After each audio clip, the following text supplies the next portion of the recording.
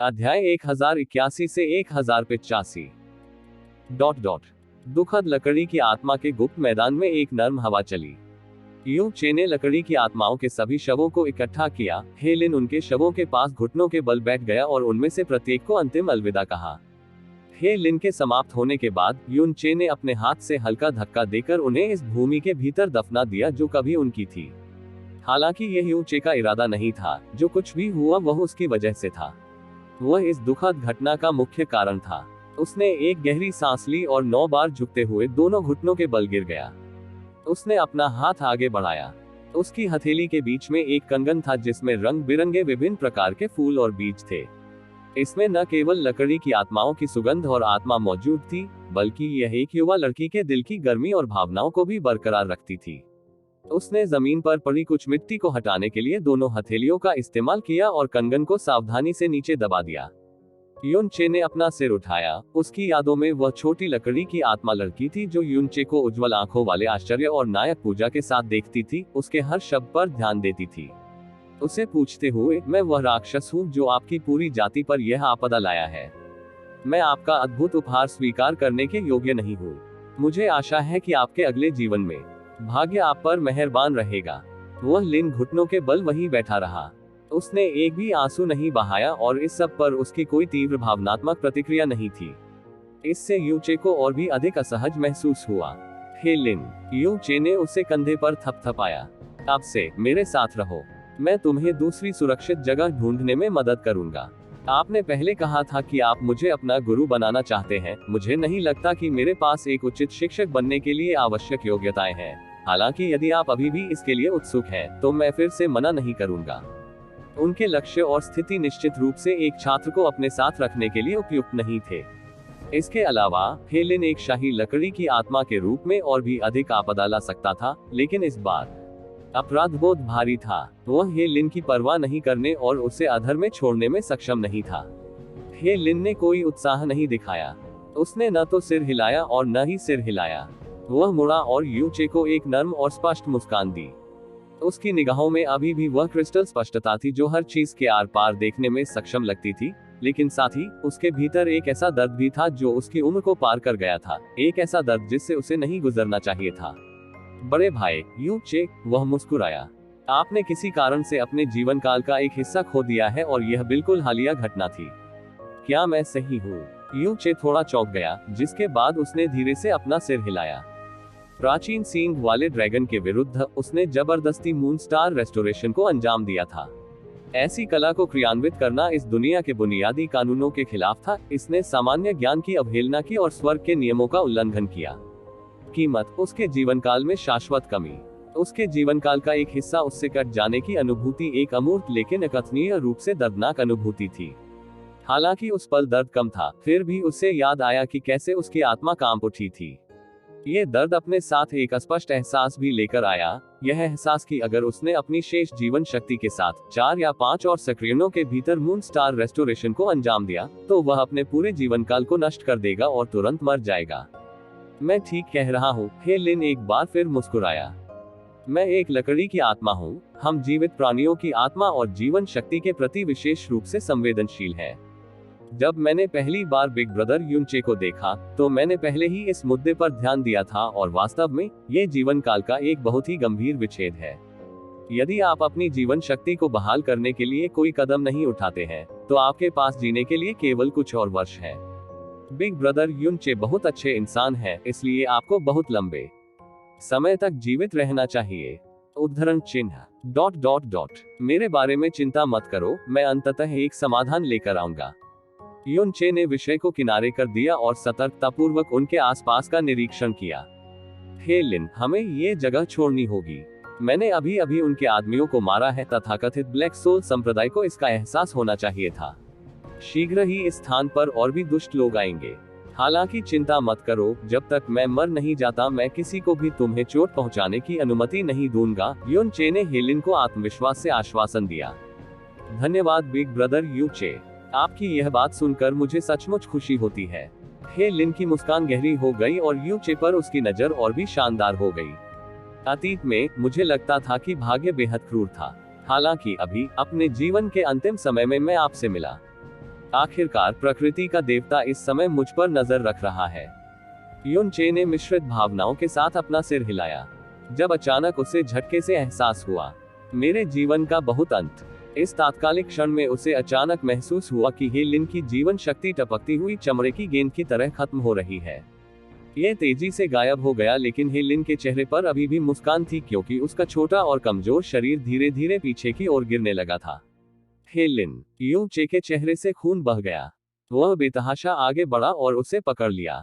हे लिन का शरीर नर्म और शिथिल था, उसके ढीले शरीर का तापमान लगातार गिर रहा था, जबकि उसकी जीवन शक्ति तीव्र गति से गायब हो रही थी। ये क्या हो रहा है? युन चे की आंखें अचानक चौड़ी हो गईं जब उसे कुछ याद आया और वह सदमे में चिल्लाया, आप अपने वुड स्पिरिट ऑर्ब को स्वयं नष्ट कर रहे हैं। हे लिन, युन चे अपने दोनों हाथों से अपने परिवेश में गहन ऊर्जा इकट्ठा करते हुए पागलों की तरह चिल्लाया। उसने ऊर्जा को हेलिन में प्रवाहित करने का प्रयास किया, लेकिन वही ऊर्जा बार बार बाहर प्रवाहित हो जाती थी। हेलिन, क्या कर रहे हो? आप ऐसा क्यों कर रहे हो? यह ऐसा कैसे हो गया? ऐसा क्यों हो रहा था? मुझे ध्यान देना चाहिए था कि कुछ गड़बड़ है। बड़े भाई यू चे। हेलिन की आवाज कमजोर होती जा रही थी। उसने युन चे की ओर देखा और धीरे से उत्तर दिया, मुझे पता था तुम निश्चित रूप से मुझे एक तरफ नहीं फेंकोगे और मुझे अकेला नहीं छोड़ोगे। लेकिन मैं कैसे कर सकता हूँ? अंकल किंग म्यू सही थे। बिग ब्रदर यू चे एक दिन बहुत महान और शक्तिशाली व्यक्ति बनेंगे। इसके अलावा आप मेरे हितैषी हैं। मैं तुम्हारा बोझ कैसे बन सकता हूँ? युन चे को ऐसा महसूस हुआ मानो किसी विशाल हथौड़े ने उसकी आत्मा पर प्रहार किया हो।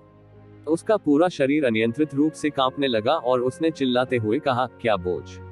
तुम कभी मेरा बोझ कैसे बनोगे? क्या आप मुझे अपना स्वामी नहीं बनाना चाहते थे? मेरे जैसा बनना नहीं चाहते थे? मेरे जैसा मजबूत बनना चाहते थे ताकि आप अपने लोगों की रक्षा कर सके? जल्दी करो, इस प्रक्रिया को रोकें। तुम जरूर ठीक हो जाओगे, कोई समाधान जरूर निकलेगा। युन चे ने बुद्ध के महान मार्ग को उसकी सीमा तक क्रियान्वित करते हुए जोर से हौंकते हुए कहा। हालांकि हे लिन पर इसका कोई प्रभाव नहीं पड़ा। वह केवल ये देख सकता था कि हे लिन का जीवन समाप्त हो गया। नहीं, कोई समाधान तो होना ही चाहिए। जल्दी करो, उसे बचाने का कोई उपाय सोचो। मैं ही वह था जिसने अपने कुल के लोगों की मृत्यु का कारण बना। उसे मुझसे नाराज होना चाहिए, मुझसे नफरत करनी चाहिए। वह मुझे मारना भी चाहता होगा। यह इस तरह क्यों हो रहा है? बाकी लोग मेरी वजह से मरे, मैं हे लिन को कैसे जाने दे सकता हूँ? बड़े भाई यू चे, क्या आप मुझसे एक बात का वादा कर सकते हैं? मुझे एक जानबूझकर अनुरोध करना है। हे लिन फुसफुसाए। तुम बस कहो, आपका जो भी अनुरोध हो मैं उसे पूरा करने का वादा करता हूँ। यू चे ने अभी तक हार नहीं मानी थी और अब रेज गॉड पावर को सक्रिय कर रहा था।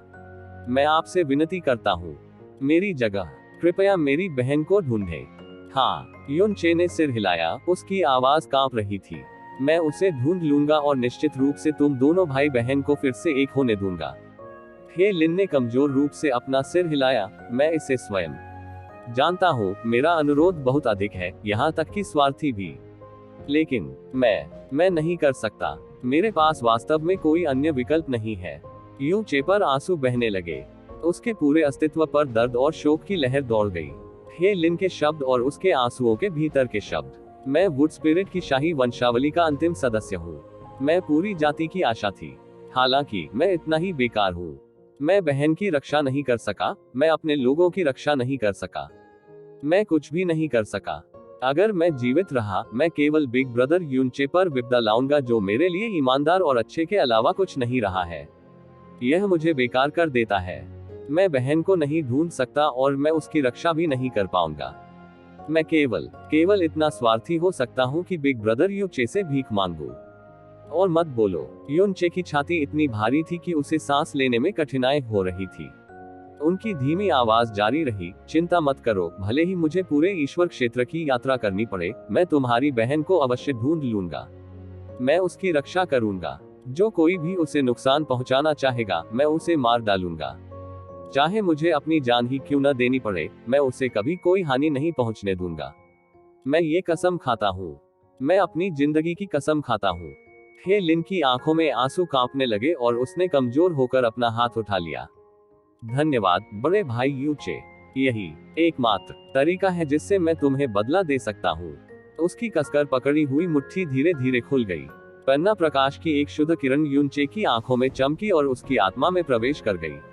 Would spirit ऑर्ब। ये वुड स्पिरिट ऑर्ब उसके द्वारा प्राप्त पिछले ऑर्ब के आकार का लगभग आधा था, लेकिन वह इसके अंदर एक बेजोड़, समृद्ध और शानदार आत्मिक शक्ति महसूस कर सकता था। यूचे को ऐसा महसूस हुआ मानो वह किसी दूसरी दुनिया में पहुंच गया हो। उसकी आंखें, शरीर और यहाँ तक कि आत्मा भी, वे सबसे शुद्ध और सौम्य लोशन से नहाए हुए लग रहे थे। यूनचे उस खूबसूरत, चमकदार पन्ना रोशनी के नीचे स्तब्ध होकर कुछ देर तक खड़ा रहा। ये हे लिन का वुड स्पिरिट ऑर्ब था। यह कोई साधारण वुड स्पिरिट ऑर्ब नहीं था, यह एक रॉयल वुड स्पिरिट ऑर्ब था। ब्रह्मा मोनाक गॉड दायरे में इसकी अत्यधिक और अकल्पनीय रूप से मांग की जाएगी। कोई भी ऐसे खजाने के बारे में केवल सपना ही देख सकता है, लेकिन कभी उसे हासिल नहीं कर पाएगा। वास्तव में संपूर्ण ब्रह्मा सम्राट देव क्षेत्र में कोई भी इसकी आशा करने का साहस नहीं करेगा। यहाँ तक कि ईश्वर क्षेत्र के पूरे इतिहास में शाही वंश का एक आदर्श लकड़ी का आत्मा गोला पहले कभी प्रकट नहीं हुआ था। हालांकि मैं बहुत बेकार हूँ। मेरा वुड स्पिरिट ऑर्ब एक बहुत प्रभावशाली खजाना है। उसने धीरे धीरे अपने लकड़ी के स्पिरिट ऑर्ब को यूचे की छाती की ओर बढ़ाया। ये बिग ब्रदर यूचे को 50,000 साल की दीर्घायु प्रदान कर सकता है। यह आपको हमारी वुड स्पिरिट रेस के लिए अद्वितीय शक्तियां भी देगा। 50,000 साल की दीर्घायु। इस संपूर्ण प्रारंभिक अराजकता में एक इंसान के पास 50,000 साल की लंबी उम्र होती है। शायद केवल दिव्य क्षेत्र के मास्टर्स के पास ही वह जीवन होता। जब मैं बहुत छोटा था, पिता और माँ ने एक बार उल्लेख किया था, हमारा वुड स्पिरिट और बेहद खास था। इसे चमत्कारी बीज कहा जाता था। मैं वास्तव में आशा करता हूँ कि एक दिन ये वास्तव में बिग ब्रदर यूचे को एक चमत्कारी शक्ति देगा। जैसे जैसे पन्ना की चमक करीब बढ़ती गई, यूचे, जो कि ओक के अजीब वातावरण में मंत्रमुग्ध था, अचानक अपनी स्तब्धता से जाग गया। वह उत्सुकता से चिल्लाया, हे लिन, मुझे आपके वुड स्पिरिट ऑर्ब की आवश्यकता नहीं है। इसे तुरंत वापस ले लो। जैसे ही वुड स्पिरिट ऑर्ब ने यूचे की छाती को छुआ, वह धीरे धीरे उसमें विलीन होना शुरू हो गया, जैसे पानी की बूंद झील की शांतिपूर्ण सतह में प्रवेश कर रही हो। बिना किसी आवाज के ये पहले ही यूचे के शरीर में विलीन हो चुका था। ये स्पष्ट रूप से एक विदेशी वस्तु थी, लेकिन यूचे के शरीर ने अस्वीकृति का एक संकेत भी नहीं दिखाया। पन्ने की चमक ने यूचे के हृदय स्रोत को छुआ, जिसके बाद ये तेजी से फैलने लगा और उसके पूरे शरीर को घेर लिया। कुछ ही क्षण में अविश्वसनीय रूप से शुद्ध जीवन शक्ति की लहर पर लहर ज्वार की लहरों की तरह उसके शरीर के हर हिस्से में स्पंदित होने लगी। एक हल्का सफेद हाथ धीरे धीरे गिरने लगा। जैसे ही उसने महसूस किया कि यूचे की जीवन शक्ति बदलना शुरू हो गई है, हे लिन के छोटे चेहरे पर एक सौम्य मुस्कान दिखाई दी। उसकी आंखें अब धीरे धीरे बंद होने लगी। पिता, माँ, वह लिन अंततः तुम्हें फिर से देख सकता है। उसकी आवाज धीरे धीरे बंद हो गई, क्योंकि उसकी आखिरी सांस उनके ऊपर से गुजरने वाली हल्की लेकिन प्रतीत होने वाली क्रूर हवा के साथ गायब हो गई। वह लिन यूचे ने अपने पूरे जीवन की सबसे दुखद चीख निकाली, धीरे धीरे जमीन पर घुटने टेकते हुए। थर्ड, उसकी बाहों का वजन तुरंत हल्का हो गया। हे लिन, जो उसके आलिंगन में था, से पन्ना प्रकाश की एक चमक निकली और वह हवा में उड़ते हुए एक छोटे नाचते हुए हरे तारे की तरह दिखने लगा। एक तेज बर्फ के टुकड़े की तरह वह जमीन की ओर उड़ गया, जहां लकड़ी की आत्माएं दफन थी। तुरंत मिट्टी से जैद हरी घास के पत्ते तेजी से बढ़ने लगे। पूरा क्षेत्र जल्द ही खूबसूरत हरे रंग से ढक गया, जबकि एक ही समय में सैकड़ों फूल खिले और खिले, जिससे पूरा स्थान भर गया जहां लकड़ी की आत्माएं अपने अंतिम विश्राम में पड़ी थी। शायद ये हे लिन का अपने लोगों को सुरक्षा का अंतिम उपहार था। उद्धरण चिन्ह उद्धरण चिन्ह। यूचे वहां घुटनों के बल लेटा हुआ था, जैसे कि वह एक बर्फ की मूर्ति हो, 1 इंच भी नहीं हिल रहा था। हरी हरी घास और सुंदर फूल उसके चारों ओर फैलने लगे। टकराना। उसने खुद पर वार किया, सीधे अपने दिल पर वार किया। यूचे ने बड़ी मात्रा में खून खांसते हुए दोनों हाथों से एक पल के लिए खुद को जमीन पर टिकाया। उसने अपना सिर उठाया, उसके मुंह के कोनों से खून बह रहा था। उसकी दोनों आंखों में अद्भुत क्रोध का भाव समाया हुआ था। आत्मा, संप्रदाय, अगर मैं तुम्हारे संप्रदाय को खून से न नहलाऊं, मैं यूचे इंसान नहीं हूँ। जब पन्ना हरी चमक जो इस पूरे समय उसके शरीर पर टिमटिमा रही थी, आखिरकार खत्म हो गई, यूचे को अपने पूरे शरीर की स्थिति में बदलाव महसूस हुआ। यह एक अवर्णनीय अनुभूति थी, मानो वह अभूतपूर्व मात्रा में ऊर्जा से भर गया हो। पहले मून स्टार रेस्टोरेशन को जबरन क्रियान्वित करने से जीवन शक्ति की कमी बिना किसी निशान के गायब हो गई थी। कोई रास्ता नहीं था कि हे लिन उसे धोखा देने का प्रयास करेगा। 50,000 वर्षों का जीवन काल उच्च स्तरीय जानवरों जैसे कि ट्रू ड्रैगन के मामले में दुर्लभ नहीं हो सकता है, लेकिन एक इंसान के लिए यह एक चमत्कार से कम नहीं था जिसे केवल दिव्य मास्टर दायरे में रहने वाले लोग ही प्राप्त कर सकते थे। उसने मन में कुछ इच्छा करते हुए अपना दाहिना हाथ उठाया। तुरंत उसकी हथेली के केंद्र में एक हरे रंग की रोशनी उभरी, जो आसमानी जहर मोती की गहरे हरे रंग की चमक के विपरीत एक नई विकसित कोमल घास की तरह पन्ना हरे रंग की थी। जैसे ही प्रकाश की पन्ना हरी किरणें प्रकट हुई, आसपास के फूल और पौधे हवा की उपस्थिति के बिना भी आगे पीछे झूलने लगे। बाद में वे सभी उनकी ओर मुड़े और उनमें आनंदपूर्ण जीवन शक्ति का संचार हुआ। युनचे ने उन्हें हरी रोशनी से ढकने की कोशिश में अपनी हथेली आगे के फूलों और पौधों की दिशा में निर्देशित की। पलक झपकते ही हरी रोशनी से ढके हुए फूलों और पौधों में ऐसी वृद्धि दिखाई दी जो सामान्य ज्ञान के बिल्कुल विपरीत थी। कुछ ही सांसों में वे 1/3 मीटर तक बड़े हो गए। युनचे ने अपनी हथेली से खींचने का इशारा किया, जिससे हरी रोशनी गायब हो गई। इसके बाद फूलों और पौधों का विकास भी रुक गया। फूलों, पेड़ों और सभी प्रकार की वनस्पतियों के विकास में तेजी लाना। अब उसके पास वास्तव में लकड़ी की आत्मा की चमत्कारी क्षमता थी। प्रकृति की शक्ति। इतना ही नहीं, वह अपने मन में और भी बहुत सी बातें महसूस कर सकता था। ये हे लिन की यादें नहीं बल्कि अनगिनत फूलों, पौधों और स्पिरिट पेड़ों के बारे में जानकारी थी। जब वह ब्लू पोल स्टार में युनगू के तहत सीख रहा था, युनचे सभी प्रकार की औषधीय और जहरीली सामग्रियों से बहुत परिचित हो गया था। वह किसी जड़ी बूटी की संरचना बता सकता था और यह भी बता सकता था कि वह कितनी पुरानी है, केवल दूर से भी उसकी गंध पर भरोसा करते हुए उसे अपनी आंखों से व्यक्तिगत रूप से देखने की आवश्यकता नहीं थी। लेकिन ईश्वर क्षेत्र नीले ध्रुव तारे से बिल्कुल अलग दुनिया थी। नीले ध्रुव तारे में शीर्ष स्तर की औषधीय सामग्री को इस स्थान पर केवल साधारण माना जाएगा और उन्हें ईश्वर क्षेत्र में पाई जाने वाली अनगिनत विभिन्न प्रकार की जड़ी बूटियों के बारे में कोई जानकारी नहीं थी। अभी असीमित जानकारी उसकी स्मृतियों में अंकित थी। सबसे सामान्य पौधों और पेड़ों से लेकर दुर्लभ जड़ी बूटियों तक, जिन्हें हजारों वर्षों में भी खोजना मुश्किल था, उनके नाम और वैकल्पिक नाम और यहाँ तक की भौगोलिक परिस्थितियां जहाँ वे दिखाई देती हैं, उनके विकास के लिए आवश्यक परिस्थितियां, उनकी विकास अवधि और उनकी परिपक्वता के अनुसार उनके विभिन्न बाहरी रूप और आभाएं।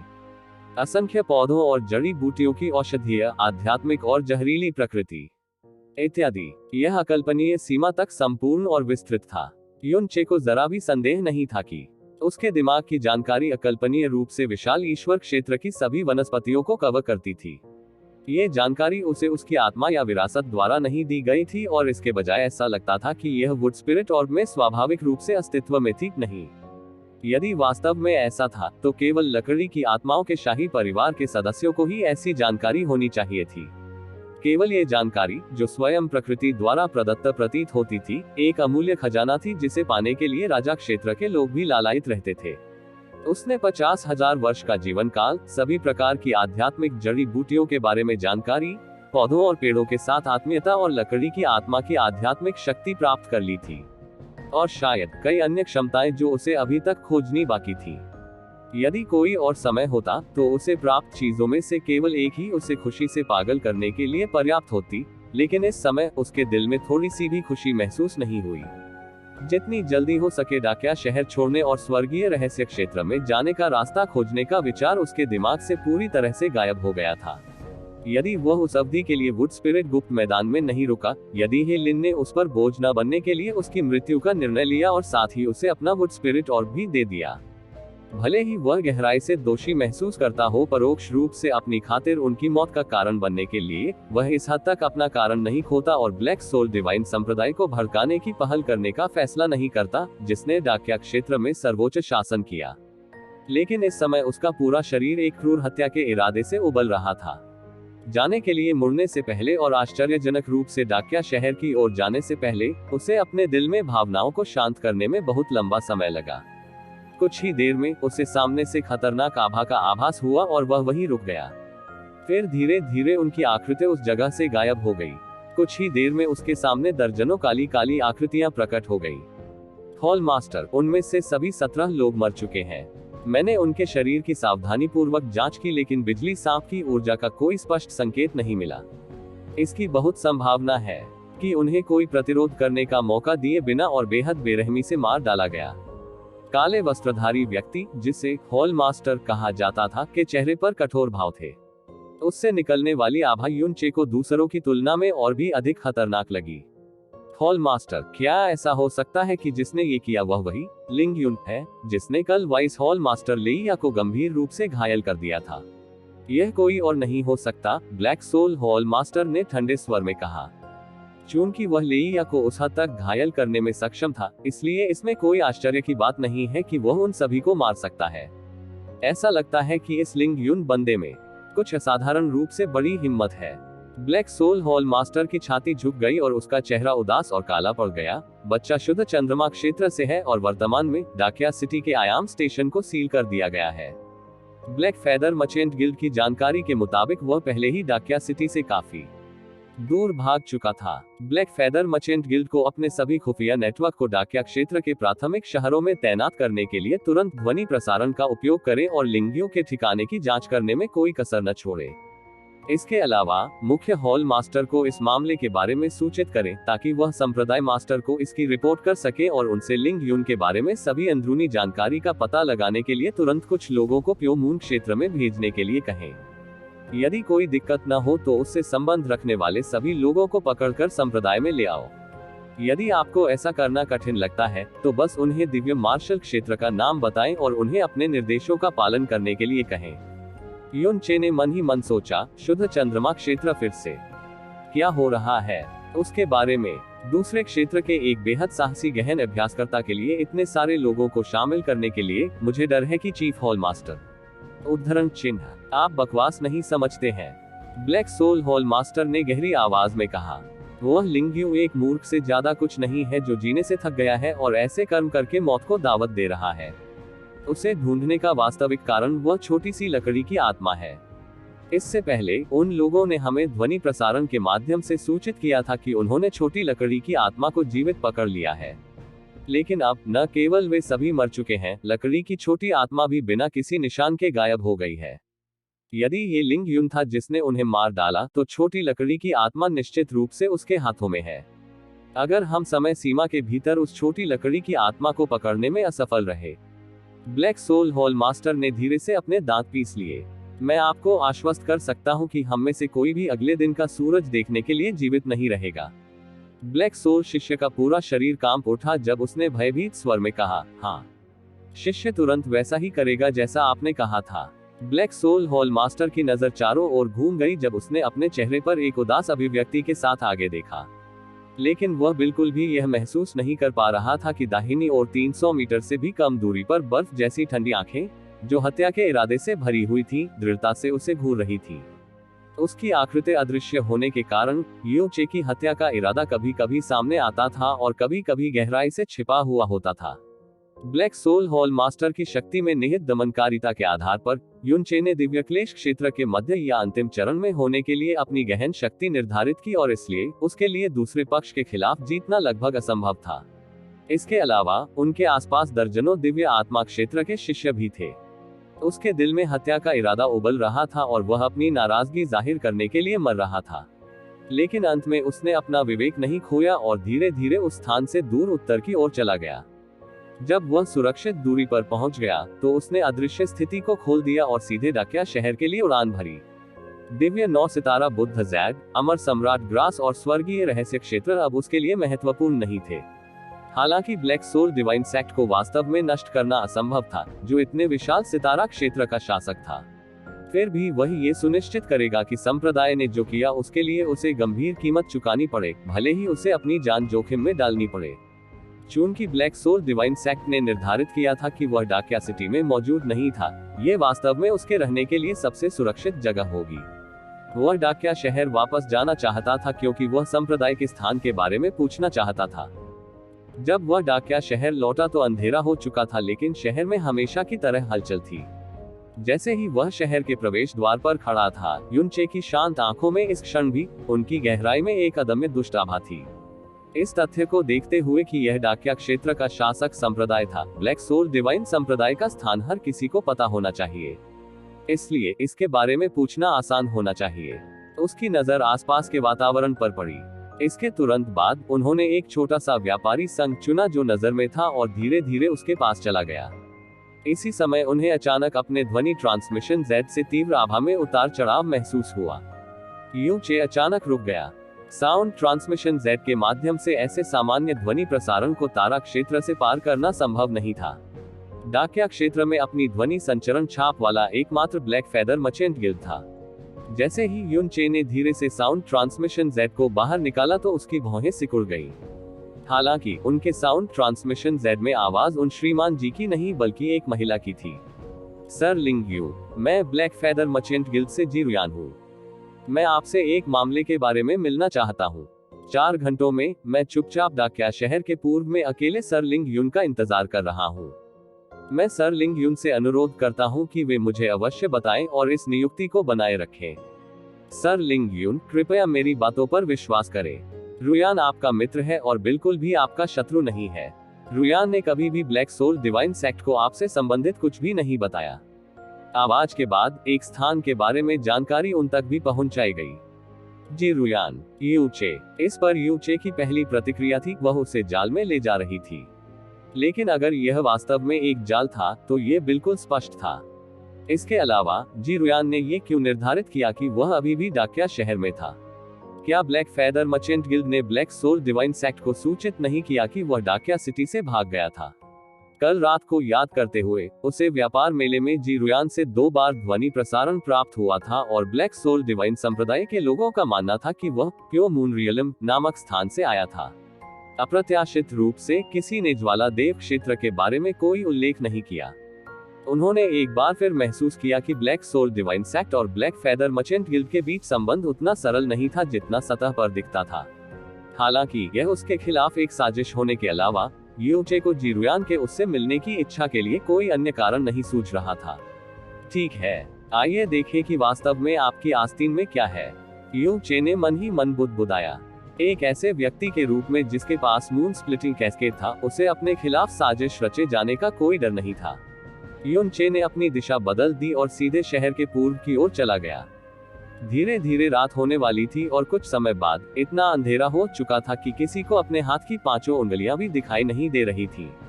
स्नो सॉन्ग क्षेत्र में बर्फ की चमक और चमक के विपरीत डाकिया क्षेत्र में रात विशेष रूप से अंधेरी थी। जिस स्थान पर जी रुयान ने मिलने की व्यवस्था की थी वह अभी भी डाकिया शहर के क्षेत्र में था, लेकिन यह एक अत्यंत विस्तृत और परित्यक्त भूमि का टुकड़ा था। हजारों मीटर लंबी सूखी जमीन पर कुछ ही झोपड़ियां थी जो जीर्ण शीर्ण अवस्था में थी। इसके अलावा सूखी घास से ढकी विशाल और खाली जमीन के अलावा देखने के लिए और कुछ नहीं था और एक नजर में ही इसे स्पष्ट और पूरी तरह से देखा जा सकता था। खुद को छुपाने के लिए कोई जगह नहीं थी। किसी भयावह व्यक्ति के लिए कुछ भी योजना बनाने के लिए इतना अच्छा होना तो दूर की बात थी। यू चे पहले समय पर उस स्थान पर पहुंचे और फिर अदृश्य रहते हुए कुछ चक्कर लगाए। असामान्य आभा तो दूर, वह किसी राहगीर की नजर भी नहीं पकड़ सका। हालांकि यू चे ने अपनी सतर्कता कम नहीं की और अदृश्य रहे। जब नियुक्ति के समय में 15 मिनट से भी कम समय बचा था तो उसे दिव्य आत्मा क्षेत्र की एक आभा का एहसास हुआ जो तेजी से उस स्थान के करीब आ रही थी। यू चे ने आसमान में पश्चिम की ओर से उड़ती हुई एक चमकदार और सुंदर सफेद आकृति को देखने के लिए अपना सिर उठाया। ये केवल एक ही व्यक्ति था। जी रुयान ने साधारण और लंबी सफेद स्कर्ट पहनी हुई थी। उसकी अभिव्यक्ति शांत थी, जो कम से कम उससे बिल्कुल अलग थी जिस तरह उसने जानबूझकर पिछली रात आकर्षक दिखने की कोशिश की थी। वह बहुत हल्के ढंग से युन चे के सामने उतरी, लेकिन जैसे ही उसके पैर जमीन के संपर्क में आए, उसने जानबूझकर उनसे बहुत भारी लैंडिंग ध्वनि उत्पन्न की। युन चे ने खुद को प्रकट नहीं होने दिया और उदासीनता से उसकी ओर देखता रहा। जी रुयान ने चारों ओर देखा, फिर वो चुपचाप इंतजार में खड़ी रही। अंधेरी और खामोश रात में समय तेजी से बीत गया, लेकिन पूरे समय दूर से आने वाली किसी आभा का कोई संकेत नहीं था। सर लिंग यून, रुयान जानता है कि आप यहाँ हैं। मैं आपसे खुद को दिखाने के लिए कहता हूँ। अचानक जी रुयान ने नर्म स्वर में कहा। युन चे ने उसे कोई जवाब नहीं दिया। सर लिंग यू, मैं आपसे रुयान पर विश्वास करने के लिए कहता हूँ। रुयान आपको बिल्कुल भी नुकसान नहीं पहुँचाएगा, न ही ऐसा करने का कोई कारण है। रुयान ने आज इस अचानक नियुक्ति के लिए एक एहसान मांगने का अनुरोध किया और आशा की कि सर लिंग यून इसमें रुयान की मदद करेंगे। उसकी आवाज में ईमानदारी और यहाँ तक कि याचना और अकेलेपन की भावना भी थी। ऐसा नहीं लग रहा था कि वह युन चे को दिखावा कर रही थी। युन चे ने अपनी भौहें ऊपर उठाई और अंततः बोला, मैं तुम्हारे पीछे हूँ। बोलते बोलते उसने अपनी अदृश्यता खत्म कर दी। जी रुयान अचानक पलट गए। यू चे का बर्फ सा ठंडा चेहरा देखकर उसके चेहरे पर सुखद आश्चर्य के भाव उभर आए। सर लिंगयू। उद्धरण चिन्ह, आपको कैसे पता चला कि मैं यहाँ था? यू चे ने पूछा। अंतर्ज्ञान, जी रुयान ने फीकी मुस्कान के साथ उत्तर दिया। एक महिला का अंतर्ज्ञान हमेशा बहुत सटीक होता है। अंतर्ज्ञान, यू चे ने ठंडी मुस्कान के साथ कहा, फिर अपने अंतर्ज्ञान का उपयोग करके अनुमान लगाएं कि क्या आप आज रात जीवित वापस जा सकते हैं। जैसे ही उसकी आकृति सामने आई, यू चे की आवाज अचानक गूंज उठी। इस तथ्य का फायदा उठाते हुए कि वह जी रुयान के ठीक सामने था, उसने तुरंत अपनी हथेली को एक भयानक ईगल हुक का आकार दिया और बेरहमी से उसकी पतली, बर्फ सफेद गर्दन को पकड़ लिया। उसकी प्रचंड शक्ति के अचानक जारी होने से उसकी गर्दन लगभग टूट गई थी। जी रुयान की गहन शक्ति का साधना स्तर यू चे के समान था, लेकिन उनकी शक्तियों के बीच जमीन आसमान का अंतर था। एक पल में तीव्र घुटन और दर्द का अनुभव करने के कारण उसका चेहरा बेहद पीला पड़ गया, लेकिन उसने अपनी दुर्दशा से बाहर निकलने के लिए संघर्ष करने का कोई संकेत नहीं दिखाया। उसकी आंखें दर्द से भरी थी, लेकिन उनमें घबराहट या भ्रम का कोई निशान नहीं था। उसने अपने जीवन की भीख नहीं मांगी और हल्के स्वर में कहा, यह निश्चित रूप से सच है कि यहाँ तक कि मौत भी रुयान के लिए बहुत अच्छी होगी। आपके हाथों से मरना भी अच्छा होगा। इसके साथ ही उसने हल्के से अपनी आंखें बंद कर ली। उद्धरण चिन्ह ... उद्धरण चिन्ह। यू चे को जी रुयान की आवाज से मुक्त होने की भावना स्पष्ट रूप से महसूस हुई। यून चे ने धीरे से अपनी गर्दन को उसकी पकड़ से मुक्त कर दिया। जी रुयान जमीन पर लकवाग्रस्त होकर बैठ गई और उसने अपने हाथ अपनी गर्दन पर रख लिए और सूखी खांसी करने लगी। यून चे उससे दूर हो गया और ठंडे स्वर में कहा, मैंने व्यक्तिगत रूप से वुड स्पिरिट्स की दुखद दुर्दशा देखी है और यह भी देखा है कि उन्हें कैसे दुखद भाग्य का सामना करना पड़ा। जिस स्थान पर उन्होंने दूसरों के डर से सावधानी से खुद को अलग थलग रखा था, सभी लकड़ी की आत्माओं को उनके लिंग या उम्र की परवाह किए बिना खून से मार डाला गया था। उद्धरण चिन्ह। वे किसी भी अक्षम्य बुराई के लिए बिल्कुल भी दोषी नहीं थे और इसके बजाय वे इतने शुद्ध और सदाचारी थे कि कोई भी उनके संपर्क में आने मात्र से ही अपने दिल और आत्मा को शुद्ध महसूस कर सकता था। थोड़े समय में हालांकि अंततः वे ब्लैक सोल डिवाइन संप्रदाय के हाथों मर गए। इसके अलावा कोई नहीं जानता कि अतीत में इसके कारण कितनी लकड़ी की आत्माओं और अन्य प्राणियों को इस तरह के दुर्भाग्य का सामना करना पड़ा। हो सकता है कि आपके ब्लैक फेदर मर्चेंट गिल्ड ने सीधे तौर पर उन दुष्ट कृत्यों में भाग नहीं लिया हो, लेकिन आप इस बात से इनकार नहीं कर सकते कि आपने एक दुष्ट व्यक्ति की सहायता की और उसे बढ़ावा दिया। ये निश्चित रूप से सच है कि मृत्यु भी आपके लिए बहुत अच्छी होगी। उद्धरण चिन्ह ... उद्धरण चिन्ह। दर्द का एहसास धीरे धीरे गायब हो गया, लेकिन जी रुयान अभी भी जमीन पर लकवाग्रस्त बैठा था। उसके होठों का रंग उड़ गया था और वह बिना कोई प्रतिक्रिया दिए जोर जोर से हाँफने लगी। मैं डाकिया शहर में लोगों को मारने के लिए वापस आया हूँ। ब्लैक सोल डिवाइन सेक्ट और ब्लैक फेदर मर्चेंट गिल्ड से। तो आप स्वाभाविक रूप से मेरे लक्ष्यों में से एक हैं। जी रुयान, मैं तुम्हें अभी नहीं मारूंगा क्योंकि मैं तुम्हारे मुझसे अकेले मिलने आने का कारण सुनना चाहता हूँ। मुझे उचित उत्तर देना आपके हित में होगा, अन्यथा मैं सबसे पहले उन लकड़ी आत्माओं की दिवंगत आत्माओं की स्मृति में आपके रक्त का उपयोग करूंगा। यून चे की ठंडी आवाज में और भी अधिक ठंडा हत्या का इरादा था। जी रुयान ने धीरे से अपना सिर उठाया और हल्के स्वर में कहा, सर, क्या आप सचमुच ब्लैक सोल डिवाइन संप्रदाय के लोगों को मारना चाहते हैं? क्योंकि वे लकड़ी की आत्माओं का शिकार करते हैं और उन्हें मार देते हैं। वे सभी मरने के लायक हैं। यून चे ने कहा, प्रत्येक शब्द उसके दिल की निराशा को व्यक्त करता है। यून चे के निराशाजनक और हड्डियों को भेद देने वाले हत्या के इरादे को इतने करीब से महसूस करते हुए जी रुयान के चेहरे पर डर नहीं बल्कि खुशी की अभिव्यक्ति दिखाई दी। उस मामले में रुयान ने वास्तव में सही दांव लगाया है। वह अपने पैरों पर खड़ी हो गई और उसने अपनी आंखों में हल्के उतार चढ़ाव के साथ उस पर नजर डाली। सर लिंगयुन, मैं आपसे विनती करती हूँ, ब्लैक फेदर मर्चेंट गिल्ड को बचाने के लिए। उद्धरण चिन्ह प्रश्नवाचक चिन्ह प्रश्नवाचक चिन्ह प्रश्नवाचक चिन्ह उद्धरण चिन्ह। यू चे ने अपनी भौहें सिकोड़ ली। ब्लैक फेदर मर्चेंट गिल्ड को बचाएं। ये कैसा मजाक है? आप एक नेक इंसान हैं। चूंकि आप ब्लैक सोल डिवाइन संप्रदाय से इतनी नफरत करते हैं, तो ये स्वाभाविक है कि आप निश्चित रूप से ब्लैक फेदर मर्चेंट गिल्ड से एक जुनून के साथ नफरत करेंगे, जिसने दुष्ट को उकसाया, लेकिन वास्तविक स्थिति बिल्कुल वैसी नहीं है जैसी दिखती है। जी रुयान ने अपने होंठ हल्के से काटे क्योंकि उसकी आंखों में उतार चढ़ाव के बीच उदासी दिखाई दे रही थी। व्यापारी संघ की समृद्धि और गिरावट अक्सर एक रात के समय में निर्धारित होती है। एक राजवंश या संप्रदाय की तुलना में एक व्यापारी संघ के लिए लंबे समय तक अपनी समृद्धि बनाए रखना कहीं अधिक कठिन है। मेरा ब्लैक फैदर मर्चेंट गिल्ड 50,000 वर्षों से अस्तित्व में है। यह अवधि डाकिया क्षेत्र के किसी भी संप्रदाय से भी अधिक लंबी अवधि है। भले ही हम संपूर्ण ईश्वर क्षेत्र को ध्यान में रखें, बहुत कम व्यापारी संघ हैं जो इतने वर्षों तक फले फूले और समृद्ध हुए हैं। जब निचले तारा मंडलों की बात आती है तो ऐसे बहुत कम व्यापारी संघ होते हैं जिन्हें उंगलियों पर गिना जा सकता है। इतने ठोस इतिहास और प्रचुर संचय के साथ एक प्रतिष्ठान के रूप में ब्लैक फैदर मर्चेंट गिल्ड की नींव पहले से ही गहरी जड़ें जमा चुकी है और इसके पास मौजूद महान धन और प्रतिष्ठा के बारे में ज्यादा कुछ कहने की जरूरत नहीं है। लेकिन क्या आपने कभी इसके बारे में सोचा है, ऐसा व्यापारी संघ अपनी प्रतिष्ठा को पूरी तरह नष्ट करने और गंदा भूमिगत व्यापार करने का जोखिम क्यों उठाएगा? अधिक कमाने के लिए मुनाफा इतना नगण्य है कि उस तरह का कुछ करने की जरूरत ही नहीं है। उद्धरण चिन्ह उद्धरण चिन्ह। ये निश्चित रूप से सच था कि ब्लैक फैदर मर्चेंट गिल्ड की स्थिति के बारे में जानने और इसकी व्यापकता को देखने के बाद युनचे को कई बार एक ही बात पर संदेह हुआ था। उसने अपनी आंखों में ठंडी नजर डालते हुए कहा, आप मुझे यह नहीं बताएंगे कि आपको ब्लैक सोल डिवाइन संप्रदाय द्वारा ऐसे कार्य करने के लिए मजबूर किया गया है ना? यह उससे भी बदतर है, जी रुयान ने कहा। इससे पहले ब्लैक फैदर मर्चेंट गिल्ड और ब्लैक सोल डिवाइन संप्रदाय डाकिया दायरे में दो प्रमुख शक्तियों के रूप में एक दूसरे के साथ सद्भाव में मौजूद थे।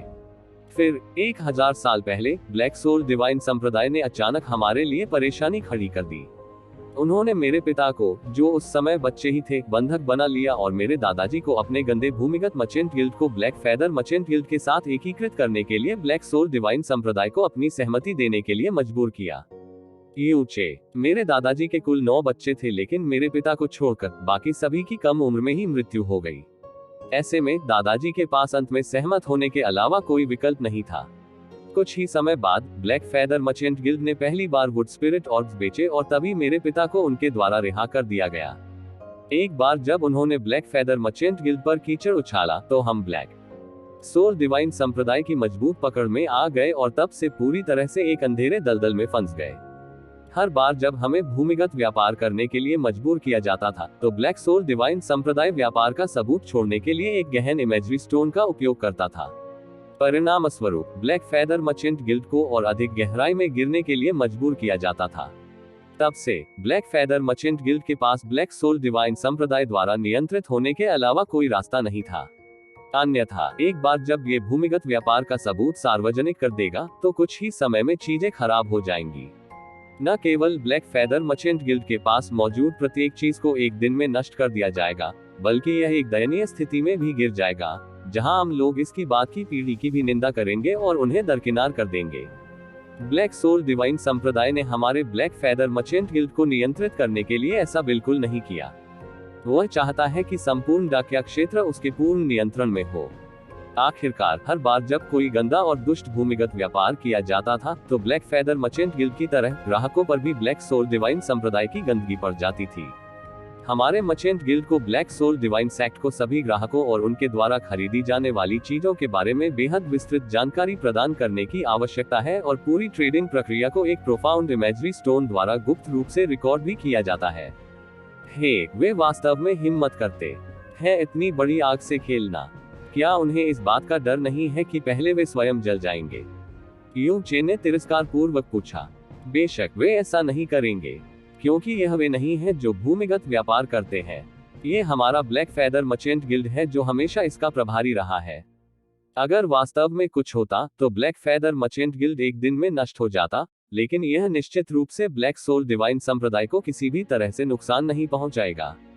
जी रुयान ने हल्की आह भरी। उसके कुछ समय बाद दादाजी लगातार हमारे पूर्वजों के प्रति दोषी महसूस करते रहे और अंततः अवसाद में मर गए।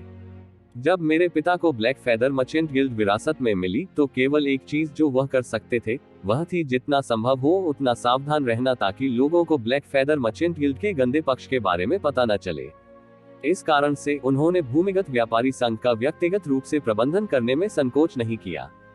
उन्होंने सभी ग्राहकों, विशेषकर नए ग्राहकों का स्वागत किया और उनकी जांच की ताकि थोड़ी सी भी लापरवाही की गुंजाइश न रहे। इसका मतलब है कि जिस मिस्टर जी से मैं उस दिन मिला था वह वास्तव में आपके पिता थे और वह ब्लैक फैदर मर्चेंट गिल्ड के वर्तमान गिल्ड मास्टर है। यूचे ने पूछा। उसने वास्तव में ऐसी किसी संभावना के बारे में कभी नहीं सोचा था। किसी के लिए भी यह कल्पना करना असंभव था कि इतने विशाल व्यापारी संघ का सत्ता धारक वास्तव में ग्राहकों को प्राप्त करने की पहल स्वयं करेगा। यह कोई आश्चर्य की बात नहीं थी कि जब गिल्ड मास्टर ने सीधे वुड स्पिरिट ऑर्ब खरीदने की इच्छा का मामला उठाया तो उन्होंने बेहद ठंडा और घृणित रूप दिखाया।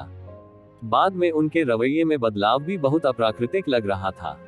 ये सही है, वह कोई और नहीं बल्कि मेरे पिता थे। जी रुयान ने सिर हिलाया। युन चे की आंखों में आश्चर्य की चमक को देखते हुए उसने दर्द भरी हंसी भरी, चूंकि मामला ब्लैक फेदर मर्चेंट गिल्ड की प्रतिष्ठा और अस्तित्व से संबंधित है, इसलिए पिता ही इससे निपट सकते थे। अगर वह ये जिम्मेदारी किसी और को सौंप देंगे तो उन्हें कभी भी सहजता महसूस नहीं होगी। हालांकि मैं आपसे चिंतित नहीं होने के लिए कहता हूँ। हमने ब्लैक सोल डिवाइन सेक्ट को आपके बारे में फर्जी और आधारहीन जानकारी दी है। हमने संप्रदाय को सूचित किया कि आप सुदूर शुद्ध चंद्रमा क्षेत्र से आए हैं। यहाँ तक कि अगर वे आप पर जांच करने के लिए जाते हैं तो भी उन्हें ऐसा करने के लिए बहुत लंबे समय की आवश्यकता होगी। केवल मैं और मेरे पिता ही आपकी वास्तविक पृष्ठभूमि के बारे में जानते हैं। सर, आप सोच रहे होंगे कि हम ब्लैक सोल डिवाइन संप्रदाय को इतनी आसानी से कैसे धोखा दे पाए। दरअसल ब्लैक सोल डिवाइन संप्रदाय का सबसे महत्वपूर्ण उद्देश्य डाकिया क्षेत्र के सभी प्रमुख संप्रदायों को नियंत्रित करना है। वे कभी भी अन्य क्षेत्रों के लोगों के बारे में बहुत चिंतित नहीं रहे हैं, जब तक कि उनकी कोई विशेष पहचान न हो।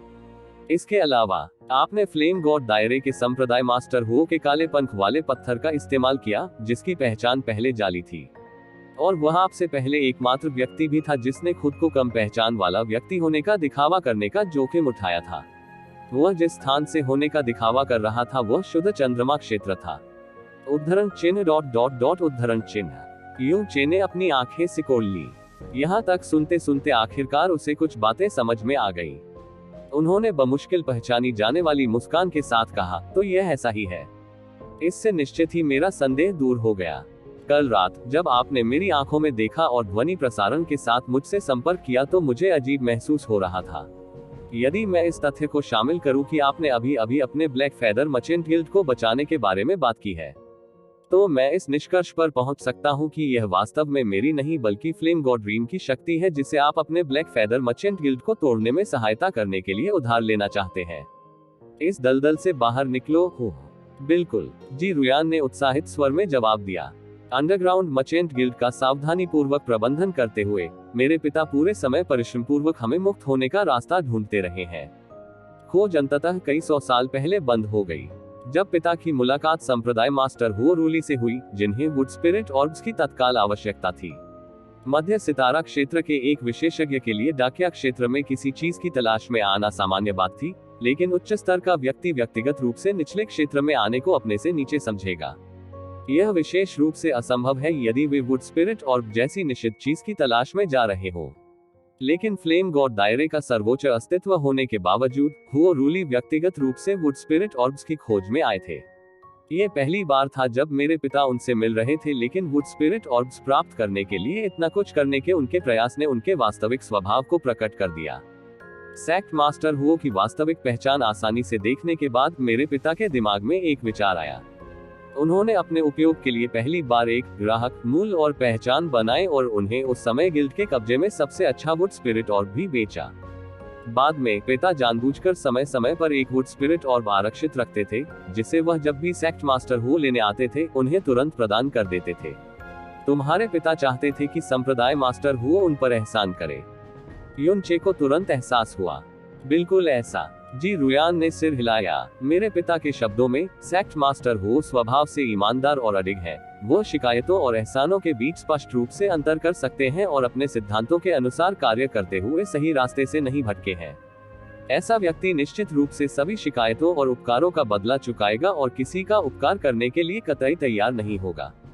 पिता ने पिछले कुछ वर्षों में संप्रदाय मास्टर हुओ के साथ पर्याप्त अनुग्रह अर्जित करने के लिए अपना पूरा प्रयास किया है, ताकि एक बार उपयुक्त अवसर आने पर वह ब्लैक फेदर मर्चेंट गिल्ड को ब्लैक सोल के नियंत्रण से मुक्त कराने के लिए संप्रदाय मास्टर हुओ की सहायता मांग सके। दैवीय संप्रदाय। हालांकि यह संप्रदाय डाकिया क्षेत्र में सर्वोच्च अधिकार रखता है, ज्वाला देव क्षेत्र के स्तर के अस्तित्व के लिए ऐसा करना अपनी हथेली को मोड़ने जितना आसान होगा। हम्फ युन चे ने मजबूर मुस्कुराहट के साथ कहा, लेकिन यह अफसोस की बात है कि संप्रदाय मास्टर हुओ का काला पंख वाला पत्थर अब मेरे हाथों में गिर गया है, जो साबित करता है कि वह दोबारा यहाँ नहीं आएगा। इसलिए तुम लोगों ने अपनी निगाहें मुझ पर घुमाई हो। हाँ, जी रुयान ने अपना सिर हिलाया, उसकी आंखों में याचना की गहरी झलक उभर आई। काला पंख वाला पत्थर न केवल एक विशेष सम्मानित ग्राहक की पहचान का प्रतीक है, बल्कि इसका गहरा अर्थ वर्जित भी है। सेक्ट मास्टर हुओ जैसा प्रतिष्ठित व्यक्ति दूसरों को ये बताने के लिए बिल्कुल तैयार नहीं होगा कि वह वुड स्पिरिट और जैसी निश्चित चीज खरीदने के लिए कई बार निचले सितारा क्षेत्र में आया था। इसलिए उसके लिए यह आपको देना इस बात का पर्याप्त प्रमाण है कि आप सेक्ट मास्टर हुओ के बेहद करीब हैं और कोई ऐसा व्यक्ति जिस पर वह वास्तव में भरोसा करता है। युन चे, उद्धरण चिन्ह। पिछली रात आपने सीधे चेहरे से कई 100 मिलियन बाहर फेंक दिए, जैसे कि आप साधारण पत्थर फेंक रहे हो। इसके अलावा आपने ब्लैक सोल डिवाइन संप्रदाय के वाइस हॉल मास्टर को उनकी पहचान से अच्छी तरह परिचित होने के बावजूद गंभीर रूप से घायल कर दिया, जो बताता है कि आप मूल रूप से ब्लैक सोल डिवाइन संप्रदाय की प्रतिक्रिया की परवाह नहीं करते हैं। इसके अलावा आप दिव्य आत्मा क्षेत्र के प्रारंभिक चरण में होने के बावजूद दिव्य क्लेश क्षेत्र में एक अभ्यासी को हरा सकते हैं।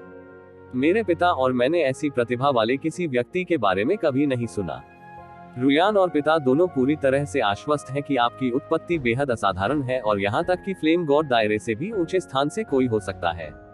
युन चे ने अपना हाथ उठाया और उसने अपने गाल को अपनी उंगलियों के बीच पकड़ लिया और कुछ देर तक चुप रहा।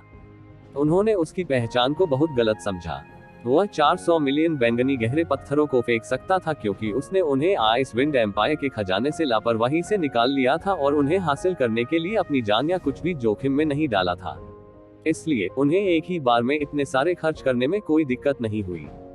जहां तक उस काले लबादे वाले अधेड़ उम्र के व्यक्ति को गंभीर रूप से घायल करने की बात है, तो उसने उसे वुड स्पिरिट और पर हाथ रखने से रोकने के लिए बस उसे लात मार दी। उस समय उन्हें ब्लैक सोल डिवाइन संप्रदाय के बारे में कुछ भी नहीं पता था। सर यू चे की क्षमता के साथ हमारे ब्लैक फेदर मर्चेंट गिल्ड को दलदल से बाहर निकालने में मदद करना निश्चित रूप से संभव है। शायद यदि आप सेक्ट मास्टर हुओ और मेरे पिता के बीच इतने वर्षों की मित्रता को देखते हुए साथ ही आप व्यक्तिगत रूप से ब्लैक फेदर मर्चेंट गिल्ड के लिए बोल रहे हैं, तो आप हमारी स्थिति से सेक्ट मास्टर हुओ को अवगत कराएंगे। मुझे विश्वास है कि सेक्ट मास्टर हुओ निश्चित रूप से आगे आएंगे हमारी सहायता करें। यूचे, सर यूनचे, इसके परिणाम स्वरूप निश्चित रूप से केवल मेरा ब्लैक फेदर मर्चेंट गिल्ड ही नहीं बचेगा। जी रुयान ने याचना भरे स्वर में कहा। डाकिया दायरे में विभिन्न स्तरों के अनगिनत संप्रदाय और व्यापारी संघ ब्लैक सोल डिवाइन संप्रदाय के हाथों में पड़ गए हैं। डाकिया क्षेत्र में सर्वोच्च अधिकार रखते हुए ब्लैक सोल डिवाइन संप्रदाय को अनियंत्रित होकर चलने और दुष्ट कार्यों को करने में कोई हिचकिचाहट महसूस नहीं होती है, जो कि लकड़ी की आत्माओं का शिकार करने और उन्हें मारने से कहीं अधिक है। उदाहरण के लिए विंड एंड विला, जिसका उल्लेख व्यापार मेले में किया गया था पिछली रात, वास्तव में ब्लैक सोल डिवाइन संप्रदाय द्वारा नष्ट कर दिया गया था, बस विंड एंड विला की हथियार बनाने की क्षमता पर जबरदस्ती कब्जा करने के लिए। विंड एंड विला के लोगों की क्रूरतापूर्वक हत्या करने के बाद उन्होंने ब्लैक सोल डिवाइन संप्रदाय में तलवार चलाने वाले उस्तादों को कैद कर लिया, जिन्हें पूरे दिन संप्रदाय के लिए हथियारों को परिष्कृत करने के लिए बनाया गया था। सर युन चे ने पहले ही व्यक्तिगत रूप से विंड एंड विला की कमी का दुखद अंत देखा है। युन चे, आपने शाही लकड़ी की आत्मा खरीदने के लिए कई 100 मिलियन खर्च किए, लेकिन यह इसे मुक्त करने के उचित कारण के लिए था। लकड़ी की आत्माओं की क्रूर हत्या को देखने के कारण आपको क्रोध में ब्लैक सोल डिवाइन संप्रदाय का वध करने की इच्छा महसूस हुई, जो दर्शाता है कि आप एक नैतिक और धर्मी व्यक्ति हैं। मैं सर यू चे से मेरे ब्लैक फेदर मर्चेंट गिल्ड को बचाने के लिए कहता हूँ। ब्लैक फेदर मर्चेंट गिल्ड, साथ ही डाकिया क्षेत्र आपके महान उपकार को हमेशा याद रखेगा। दुखी स्वर में बोलते हुए जी रुयान उन्हें गहराई से प्रणाम कर रहे थे। उद्धरण चिन्ह ... उद्धरण चिन्ह। यू चे ने काफी देर तक चुप्पी बनाए रखी। ये बहुत स्पष्ट था कि जी रुयान ने उसे पूरी तरह से गलत समझा था, लेकिन दूसरी ओर गलतफहमी के पीछे उचित कारण थे। लेकिन दुर्भाग्य से यू चे ने अपनी नजरें झुका ली और उदासीन स्वर में जी रुयान से कहा, मिस रुयान, क्या आप मुझे मूर्ख समझती हैं या क्या? जी रुयान ने अपना सिर उठाया। आप ऐसा क्यों कहते हैं? हालांकि मुझे डाकिया क्षेत्र में आए कुछ ही दिन हुए हैं, फिर भी मुझे पता है कि जब इतिहास और संचय की बात आती है, तो ब्लैक फेदर मर्चेंट गिल्ड, जो 50,000 वर्षों से मजबूती से खड़ा है, निश्चित रूप से ब्लैक से आगे निकल जाएगा। आत्मा दिव्य संप्रदाय इससे पहले डाकिया सिटी के बाहर मुझे सुनने को मिला कि ब्लैक सोल डिवाइन संप्रदाय अभी भी आपके ब्लैक फेदर मर्चेंट गिल्ड के खुफिया नेटवर्क पर निर्भर है। ऐसे व्यापारी संघ को 1000 साल पहले ब्लैक सोल डिवाइन संप्रदाय द्वारा आसानी से दबा दिया गया था और उसके पास विरोध करने की शक्ति नहीं बची थी। उसे दबाने की तो बात ही दूर थी। युन चे ने फीकी मुस्कान के साथ कहा, आपको लगता है कि मैं विश्वास करूंगा ऐसी एक चीज? जी रुयान ने तुरंत कहा, नहीं नहीं रुयान बिल्कुल भी सर को धोखा देने की कोशिश नहीं कर रहा है। मुझे विश्वास है कि आप मुझे धोखा नहीं दे रहे हैं। युन चे ने उदासीन स्वर में बोलना जारी रखा, मुझे प्रश्न दोबारा कहने दीजिए। क्या आपके पास अभी भी मुझे बताने के लिए कुछ नहीं है? उदाहरण के लिए के बारे में? युन चे ने उदास स्वर में कहा, दिव्य मार्शल क्षेत्र। जी रुयान का चेहरा सख्त हो गया, जिसके बाद उसने अपनी खूबसूरत गर्दन नीचे कर ली। तो आप वास्तव में इसके बारे में जानते थे? लेकिन ऐसा कोई तरीका नहीं है कि दैवीय मार्शल क्षेत्र जैसा श्रेष्ठ अस्तित्व वास्तव में केवल निचले तारा क्षेत्र संप्रदाय को महत्व देगा। ज्वाला देव क्षेत्र मध्य सितारा लोगों के बीच भी एक शीर्ष अस्तित्व में है, इसलिए यह निश्चित रूप से संभावना नहीं है कि दिव्य मार्शल क्षेत्र ब्लैक सोल दिव्य संप्रदाय के लिए ज्वाला देव क्षेत्र को अपमानित करेगा। यू चे ने उपहास किया, चूंकि एक उच्च सितारा क्षेत्र निचले सितारा क्षेत्र के एक संप्रदाय के लिए एक मध्य सितारा क्षेत्र को अपमानित करने के लिए तैयार नहीं होगा, तो इस निचले सितारा क्षेत्र के कारण एक मध्य सितारा क्षेत्र एक उच्च सितारा क्षेत्र को अपमानित क्यों करेगा संप्रदाय? इसके अलावा फ्लेम गॉड रियलम को इन पार्टियों से कोई व्यक्तिगत शिकायत नहीं है। क्या आपको नहीं लगता कि ऐसी चीज मांगना बेहद हास्यास्पद है? इसके अलावा, जैसा कि आप कहते हैं, यदि दैवीय मार्शल क्षेत्र वास्तव में ब्लैक सोल डिवाइन संप्रदाय को तुच्छ समझता था और उसका तिरस्कार करता था, तो ब्लैक फेदर मर्चेंट गिल्ड 1000 वर्षों की इस पूरी अवधि के दौरान स्वतंत्र रूप से संघर्ष करने की कोशिश करने के लिए पर्याप्त शक्ति इकट्ठा करने में क्यों असमर्थ था? जी रुयान ने अपने होंठ जोर से काटे, जवाब में कुछ नहीं कहा। अपनी सुरक्षा के लिए आप ये सपना देख रहे हैं कि फ्लेम गॉड क्षेत्र आपकी मदद करने के लिए एक उच्च सितारा क्षेत्र के साथ टकराव और उसे अपमानित करने का बड़ा जोखिम उठाएगा। आप इसकी उम्मीद भी क्यों करेंगे? ये कैसे संभव है कि चीजें आपकी इच्छा के अनुसार इतनी आसानी से आगे बढ़ें? मुझे कहना होगा कि आप काफी दयनीय, शोचनीय और साथ ही हास्यास्पद हैं। यू चे ने बिना कोई दया दिखाए कहा। ऐसा नहीं था कि उसे जिरुयान की बातों पर संदेह था। यदि ब्लैक फेदर मर्चेंट गिल्ड को इस पूरे समय मजबूर किया जा रहा था, तो यह उन कई संदेहों को स्पष्ट करेगा जो उसने पहले अपने दिल में पाले हुए थे। लेकिन इन 2 दिनों के अनुभव के बाद उन्हें इस समय भी ब्लैक फेदर मर्चेंट गिल्ड के प्रति कुछ घृणा महसूस हुई, क्योंकि रुयान वास्तव में अपनी बुद्धि के अंत में है और खुद को बचाने का कोई अन्य तरीका नहीं है। जी रुयान ने याचना भरे लहजे में कहा, 1000 साल पहले दैवीय मार्शल क्षेत्र के महान राजा वू सानजुन डाकिया क्षेत्र में आए थे।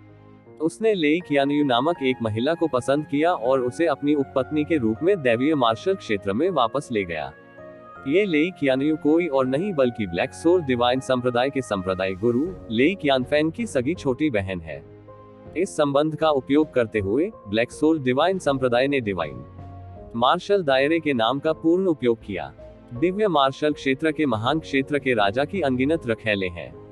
निचले दायरे से आने वाले व्यक्ति के रूप में लेई कियानयू की मूल रूप से वहां कोई हैसियत नहीं थी, लेकिन लगभग 30 साल पहले उसने वू सानजुन के बेटे को जन्म दिया, जिसका नाम वुगुए के रखा गया। यू चे, वुगुए के कछुआ खोल, क्या वह बच्चे का सौतेला पिता है या उसे इतना गंदा नाम कैसे दिया जाए? चूंकि उसे एक उपपत्नी ने जन्म दिया था, इसलिए वू सानजुन के सभी बच्चों के बीच उसकी प्रतिष्ठा कम थी। लेकिन जैसे जैसे वह बड़ा हुआ, वू गुइके ने अतुलनीय आश्चर्यजनक प्रतिभा का प्रदर्शन किया और इस प्रकार उसे वू सानजुन का ध्यान और प्यार मिला। दैवीय मार्शल संप्रदाय और यहाँ तक कि संपूर्ण दैवीय मार्शल क्षेत्र में उनकी प्रतिष्ठा धीरे धीरे बढ़ती गई। अपने बेटे की महान स्थिति पर भरोसा करते हुए लेई कियानयू की स्थिति में भी दिव्य मार्शल संप्रदाय में तेजी से वृद्धि हुई, जो ऐसी ऊंचाइयों तक पहुंच गई जो अतीत से पूरी तरह से अलग थी। ब्लैक सोल डिवाइन संप्रदाय, जहां से उसकी उत्पत्ति हुई है, ने भी इसके कारण और भी अधिक शक्ति प्राप्त की और परिणाम स्वरूप और अधिक बेलगाम हो गया। यदि ब्लैक फेदर मर्चेंट गिल्ड जल्द ही अपने नियंत्रण से बाहर नहीं निकला, तो निकट भविष्य में हम निश्चित रूप से हमेशा के लिए रसातल में गिर जाएंगे। जैसा कि वे कहते हैं, जब एक आदमी शीर्ष पर पहुंच जाता है, तो उसके सभी दोस्त और रिश्तेदार उसके साथ वहां पहुंच जाते हैं। कछुए के खोल का उदय। अरे नहीं, वू गुइके के उदय ने ब्लैक सोल डिवाइन संप्रदाय को तुरंत अपनी स्थिति बदलने में मदद की। उच्च सितारा क्षेत्र के साथ अतुलनीय ठोस संबंध वाले एक संप्रदाय के समर्थन के रूप में दिव्य मार्शल क्षेत्र के नाम का बमुश्किल उपयोग किया जा रहा है। आखिरकार ब्लैक सोल डिवाइन संप्रदाय वू गुइके की मां का घर है और ब्लैक सोल डिवाइन संप्रदाय के संप्रदाय गुरु लेई कियानफेग उनके अपने मामा हैं।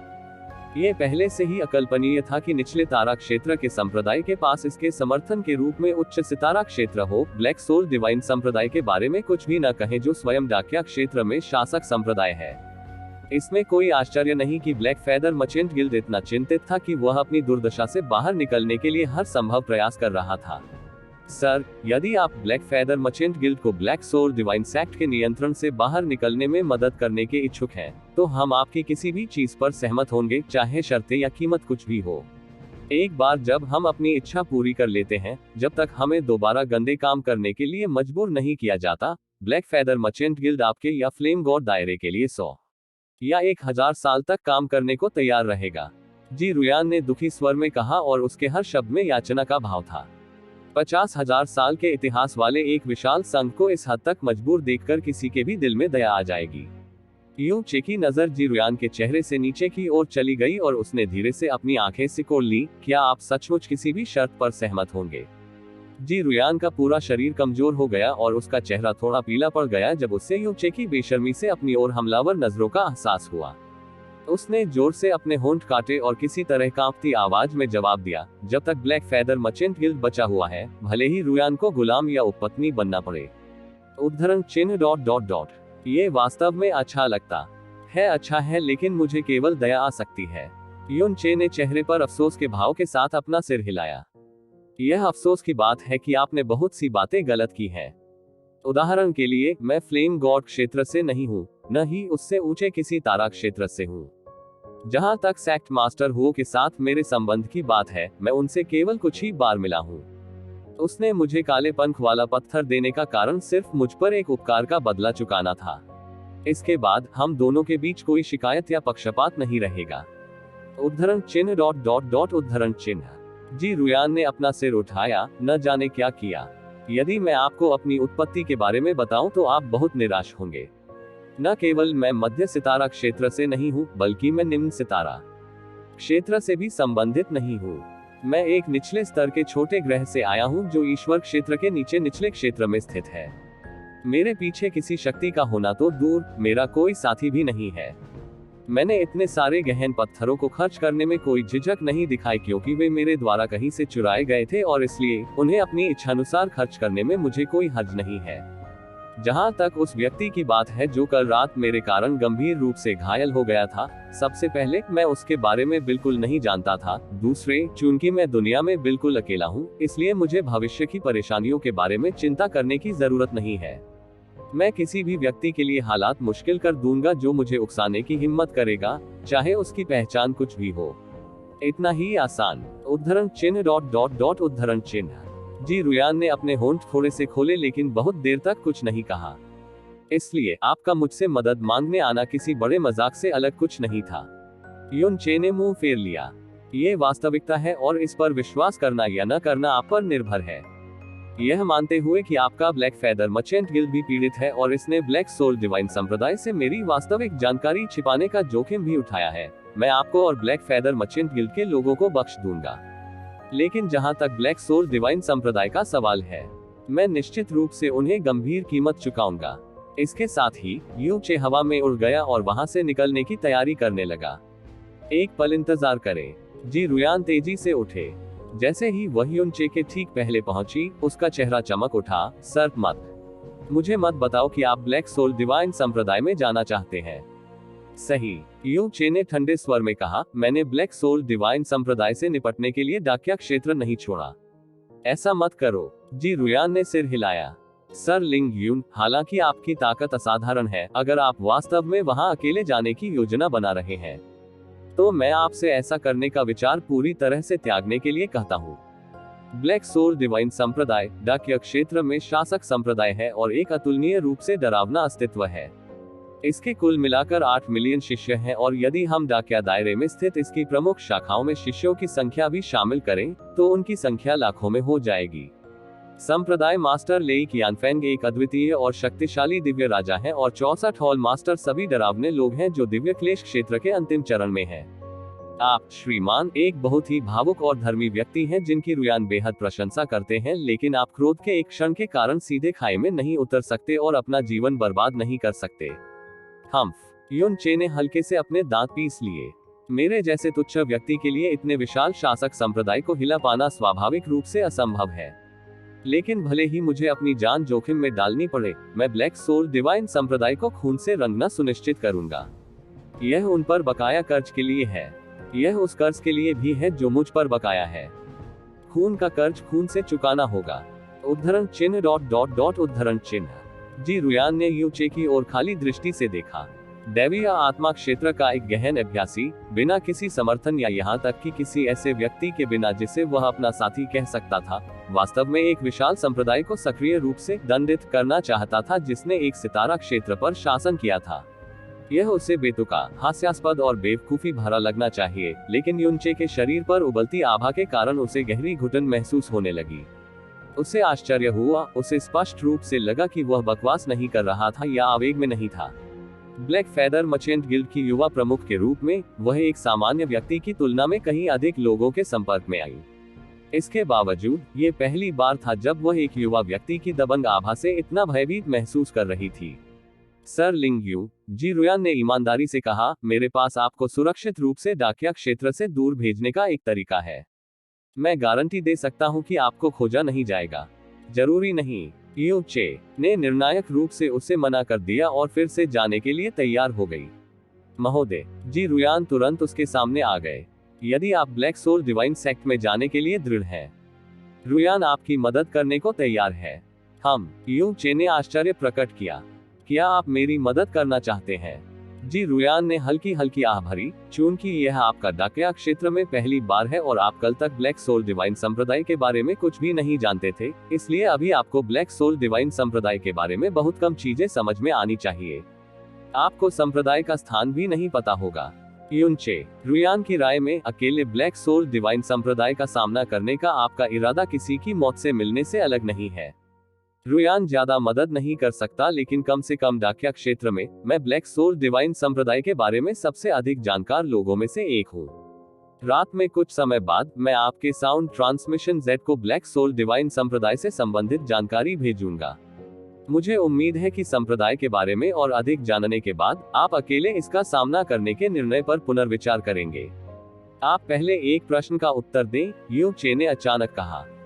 कल रात व्यापार मेले में ब्लैक सोल डिवाइन संप्रदाय के उस व्यक्ति ने अचानक परेशानी क्यों पैदा की और लकड़ी की आत्मा को जबरन वापस लेने की कोशिश क्यों की? ऐसा दिव्य मार्शल क्षेत्र के कारण है। दूर, डरावने और अत्यधिक श्रेष्ठ दैवीय मार्शल क्षेत्र का उल्लेख करते हुए जी रुयान को अपनी आंखों में शांति बनाए रखना मुश्किल हो गया। आगे बढ़ो, यू चे ने कहा। मुझे खुद कुछ समय पहले इसका कारण पता चला। मूल रूप से जब ब्लैक सोल डिवाइन संप्रदाय के लोगों को पता चला कि जिस छोटी लकड़ी की आत्मा को उन्होंने पकड़ लिया था वह पौराणिक शाही लकड़ी की आत्मा थी जो पहले ही विलुप्त हो चुकी थी, तो उन्होंने तुरंत ध्वनि प्रसारण के साथ लेई कियानफेंग को इसके बारे में सूचित किया। लेई कियानफेंग पहले तो खुशखबरी सुनकर खुश हुए, लेकिन जल्द ही उनके दिल में डर घर कर गया। उसने इसे अपने लिए उपयोग करने या यहाँ तक कि इसे दैवीय मार्शल क्षेत्र को पेश करने की हिम्मत नहीं की। बेशक उसने इसे लंबे समय तक रखने की हिम्मत नहीं की और मेरे ब्लैक फेदर मर्चेंट गिल्ड के माध्यम से तुरंत इससे निपटना चाहता था।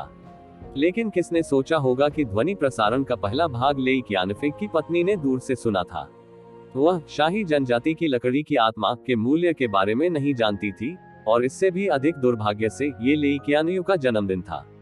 जब लेई कियानफेंग की पत्नी ने सुदूर दिव्य मार्शल क्षेत्र में लेई कियानयू को ध्वनि प्रसारण भेजा, तो उसने लापरवाही से इस मामले का उल्लेख किया। मोटे तौर पर स्थिति ऐसी ही बनी।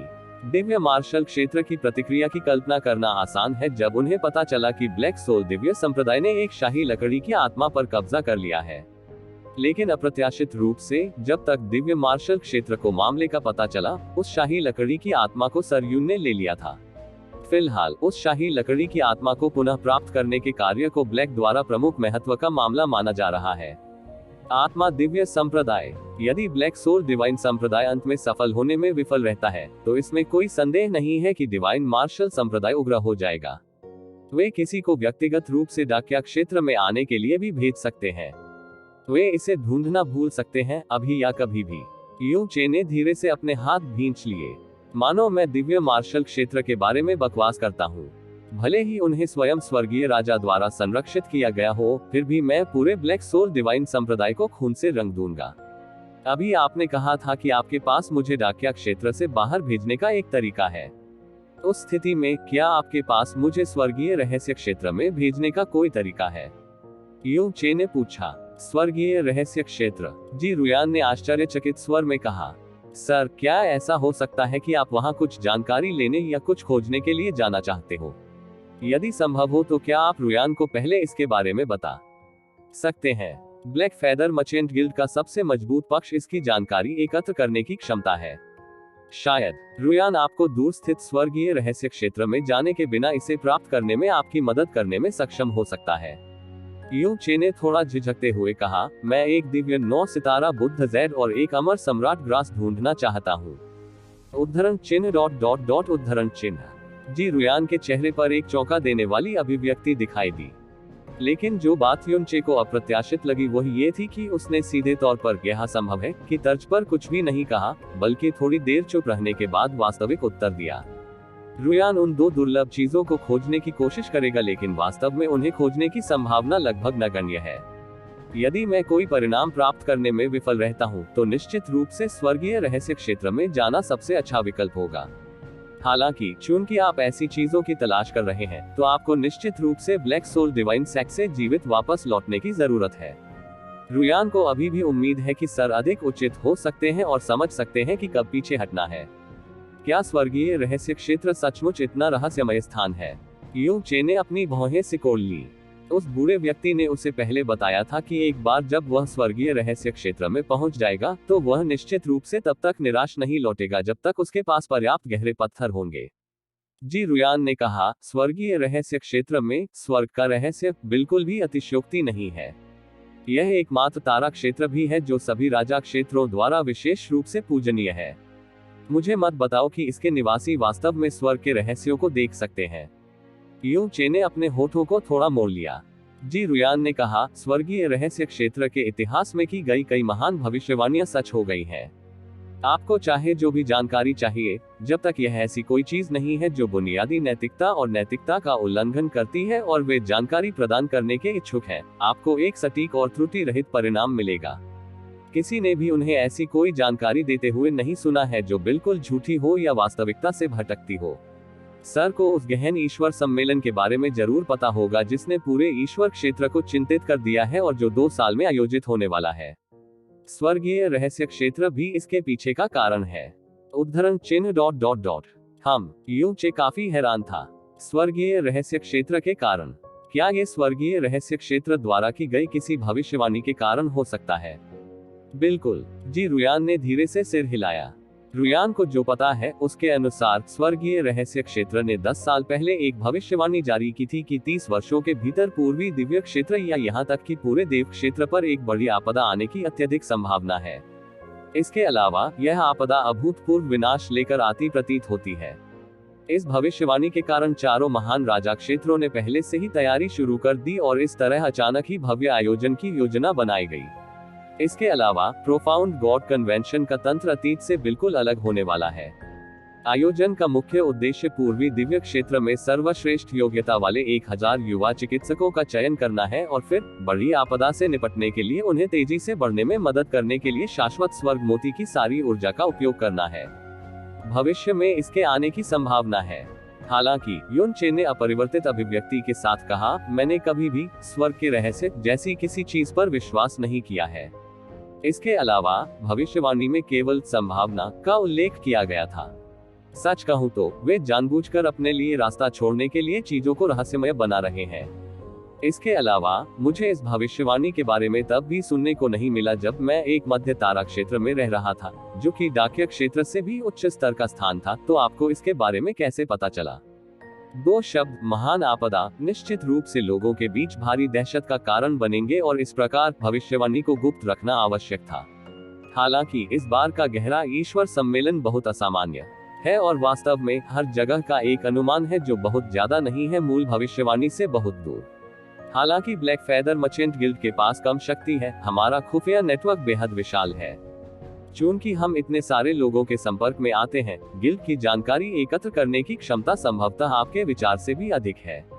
इसके अलावा जो कोई भी इसके बारे में सुनता है उसे स्वर्ग के रहस्य का सिद्धांत पूरी तरह से काल्पनिक लगता है, लेकिन एक बार जब आप स्वर्गीय रहस्य क्षेत्र में जाएंगे तो शायद यह आपका दृष्टिकोण बदल देगा। युन चे ने अपनी भौहों के कोनों को ऊपर उठाया और सिर हिलाते हुए कहा, तो फिर ठीक है।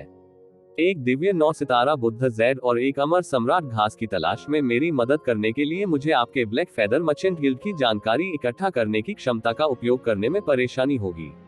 यदि आप वास्तव में उन्हें प्राप्त करने में सफल होते हैं तो बदले में मैं निश्चित रूप से उचित इनाम प्रदान करूंगा। जहां तक बात है कि क्या मैं जीवित वापस आ सकता हूं, तो आपको इसके बारे में चिंता करने की जरूरत नहीं है। रुयान अपना सब कुछ दे देगी। इनाम के बारे में जी रुयान ने अपना सिर हिलाया, उसकी कोई जरूरत नहीं है। मदद करना रुयान का सौभाग्य होगा। उद्धरण चिन्ह ... उद्धरण चिन्ह। यू चे ने अपनी नजरें थोड़ी ऊपर उठाई और एक बार फिर जी रुयान की आकृति पर नजर डाली।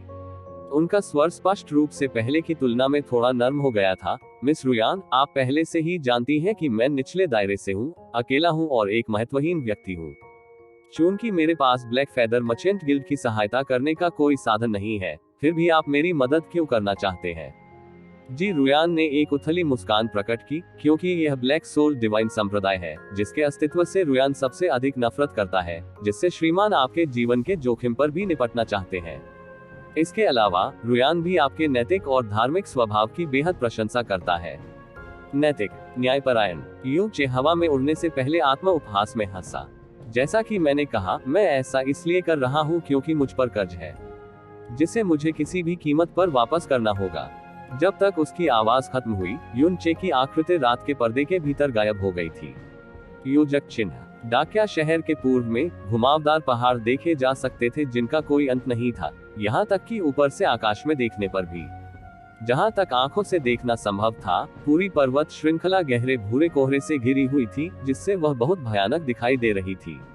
जानवरों की दहाड़ें दूर दूर से सुनी जा सकती थी, जिससे लोग भयभीत होकर चलते थे। The black soul mountain range. पर्वत श्रृंखला के सामने खड़े होकर युनचे मन ही मन बुदबुदाया। ब्लैक सोल डिवाइन सेक्ट डाकिया सिटी से ज्यादा दूर नहीं है। डाकिया शहर से 1500 किलोमीटर पूर्व में 1000 किलोमीटर लंबी पर्वत श्रृंखला है, जिसे ब्लैक सोल पर्वत श्रृंखला कहा जाता है। ब्लैक सोल डिवाइन संप्रदाय का स्थान पर्वत श्रृंखला के ठीक परे है। ब्लैक सोल माउंटेन रेंज एक बेहद खतरनाक जगह है। अनगिनत खतरनाक गहरे जानवर वहां छिपे रहते हैं और विशेष रूप से बेहद घना भूरा कोहरा शाम से लेकर अगले दिन की सुबह तक पूरी पर्वत श्रृंखला पर फैला रहता है। यहाँ तक कि दैवीय मार्ग के गहन अभ्यासकर्ताओं की भी दृष्टि और आध्यात्मिक इंद्रियां बहुत सीमित होंगी। ब्लैक सोल माउंटेन रेंज के पश्चिमी भाग में स्वयं को प्रशिक्षित करने या अवसरों की तलाश के लिए पूरे वर्ष बहुत सारे गहन अभ्यासकर्ताओं द्वारा दौरा किया जाता है। हालांकि जो लोग इस स्थान में प्रवेश करने का साहस करते हैं, वे बिना किसी अपवाद के विशेषज्ञ हैं, और सामान्य गहन अभ्यासकर्ता इस पर्वत श्रृंखला के करीब जाने का साहस बिल्कुल नहीं करेंगे। पूर्वी भाग ब्लैक सोल डिवाइन संप्रदाय का है। एक बार जब कोई व्यक्ति बिना सोचे समझे वहां प्रवेश कर जाता है और उसे ब्लैक सोल डिवाइन संप्रदाय के एक शिष्य की भनक लग जाती है, तो उनका बेहद दुखद अंत होता है। इसलिए कोई भी पूर्वी हिस्से की ओर जाने की हिम्मत नहीं करता। पर्वत श्रृंखला से यात्रा करते समय अत्यधिक सावधानी की आवश्यकता होती है।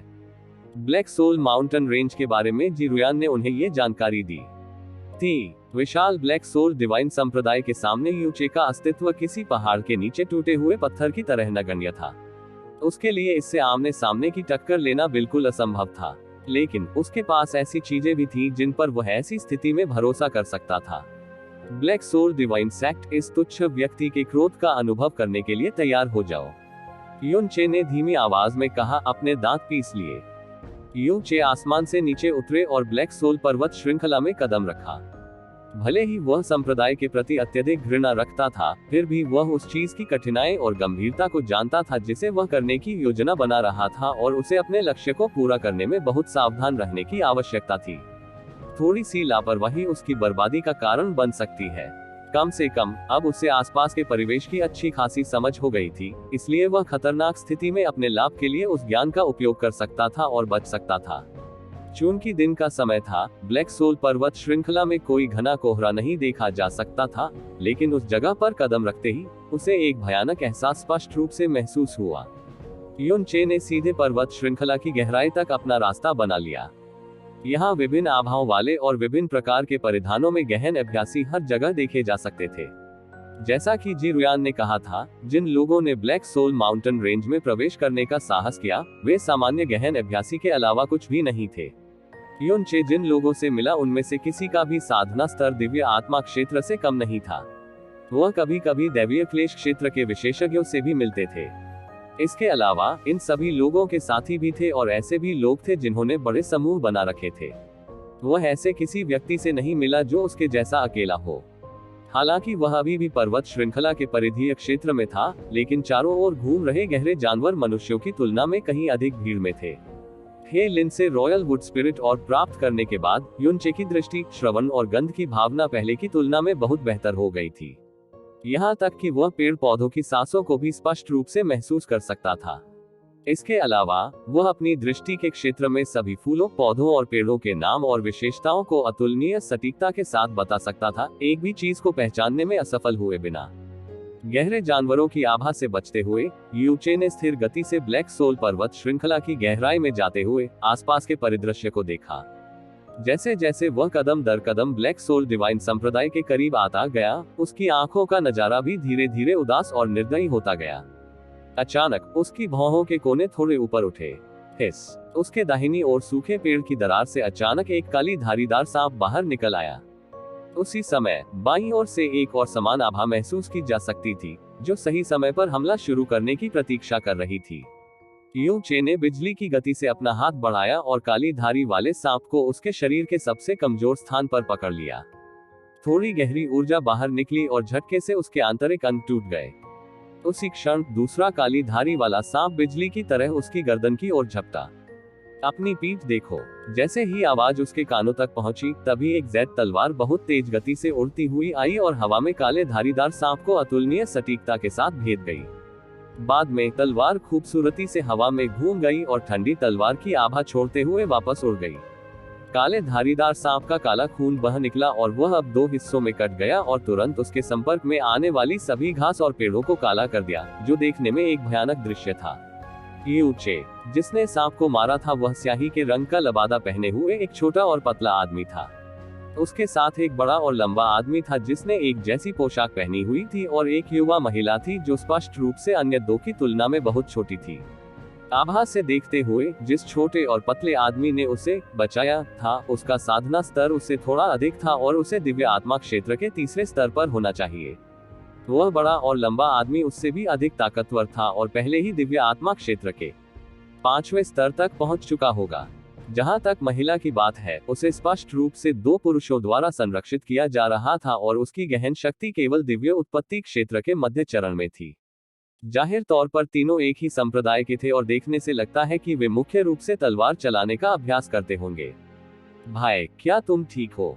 जैसे ही वे तीनों आगे बढ़े, छोटे और पतले आदमी ने कहा, वह एक ब्लैक किलर स्नेक था जो ब्लैक सोल माउंटेन रेंज का एक कुख्यात प्राणी था। यह न केवल धूर्त है, बल्कि अक्सर अपनी तरह के दूसरे जानवरों के साथ शिकार भी करता है। इसके अलावा इसमें अत्यधिक जहरीला जहर होता है, जो किसी के इसकी चपेट में आने पर वास्तविक खतरा पैदा करता है। यू चे ने सिर हिलाया। उसने उन पर एक नजर डाली और हल्के से हंसते हुए कहा, सहायता के लिए धन्यवाद। बड़े और लंबे आदमी ने अपनी भौहें सिकोड़ ली। ये स्पष्ट था कि युन चे द्वारा इस प्रकार उन्हें धन्यवाद देने पर वह काफी अप्रसन्न था। उन्होंने फीकी मुस्कान के साथ कहा, अगर मेरे कनिष्ठ भाई ने अभी तुम्हारी मदद नहीं की होती, तो तुम इसी वक्त मर गए होते और यहाँ तक कि तुम्हारी लाश भी पूरी तरह काली पड़ गई होती। बेहतर होगा कि आप पहले हमें चुकाने का कोई तरीका सोचें। अरे भाई, मेरा सीनियर भाई तो आपसे मजाक कर रहा है। छोटे और पतले आदमी ने तुरंत सब कुछ ठीक कर दिया। भाई, तुम ऐसी जगह अकेले क्यों आए हो? कैसा रहेगा आप हमारे साथ यात्रा करें? आखिरकार इस तरह हम एक दूसरे की देखभाल कर सकते हैं। किसी व्यक्ति के लिए यहाँ अकेले रहना वास्तव में बहुत खतरनाक है। हाँ, हमारे साथ टैग करना बेहतर होगा, महिला ने भी तुरंत कहा। युनचे की उपस्थिति पहले स्थान पर असाधारण थी। अपनी दबंगई और अस्पष्ट महान आभा के साथ उन्होंने बेहद सहजता से एक महिला के दिल में अनुकूल भावनाएं पैदा की। उसने बहुत गर्व से कहा, मैं गु जियाओलिन हूँ और ये मेरे महान वरिष्ठ भाई और तीसरे वरिष्ठ भाई हैं। ये दोनों विशेष रूप से शक्तिशाली और बहुत प्रसिद्ध लोग हैं, जिनका नाम आपने निश्चित रूप से सुना होगा। बड़े और लंबे आदमी ने अपने होंठ मोड़े हुए थे। उसके चेहरे पर स्पष्ट रूप से गर्व का भाव था। कोई जरूरत नहीं है। अपनी बात खत्म करने के बाद यू चे ने और कुछ नहीं कहा और सीधे जाने के लिए मुड़ गया। अरे ये बच्चा, बड़े और लंबे आदमी ने तिरस्कारपूर्वक ठंडी आवाज में कहा। तीसरे वरिष्ठ भाई, उसका साधना स्तर क्या है? क्या ऐसा हो सकता है कि वह भी दिव्य आत्मा क्षेत्र में हो? गु जियाओलिन ने उत्सुकता से पूछा। पतले और छोटे आदमी ने उत्तर दिया, हम दिव्य आत्मा क्षेत्र का दूसरा स्तर। ओह, बहुत शक्तिशाली। गु जियाओलिन ने अपनी आंखें झपकाई।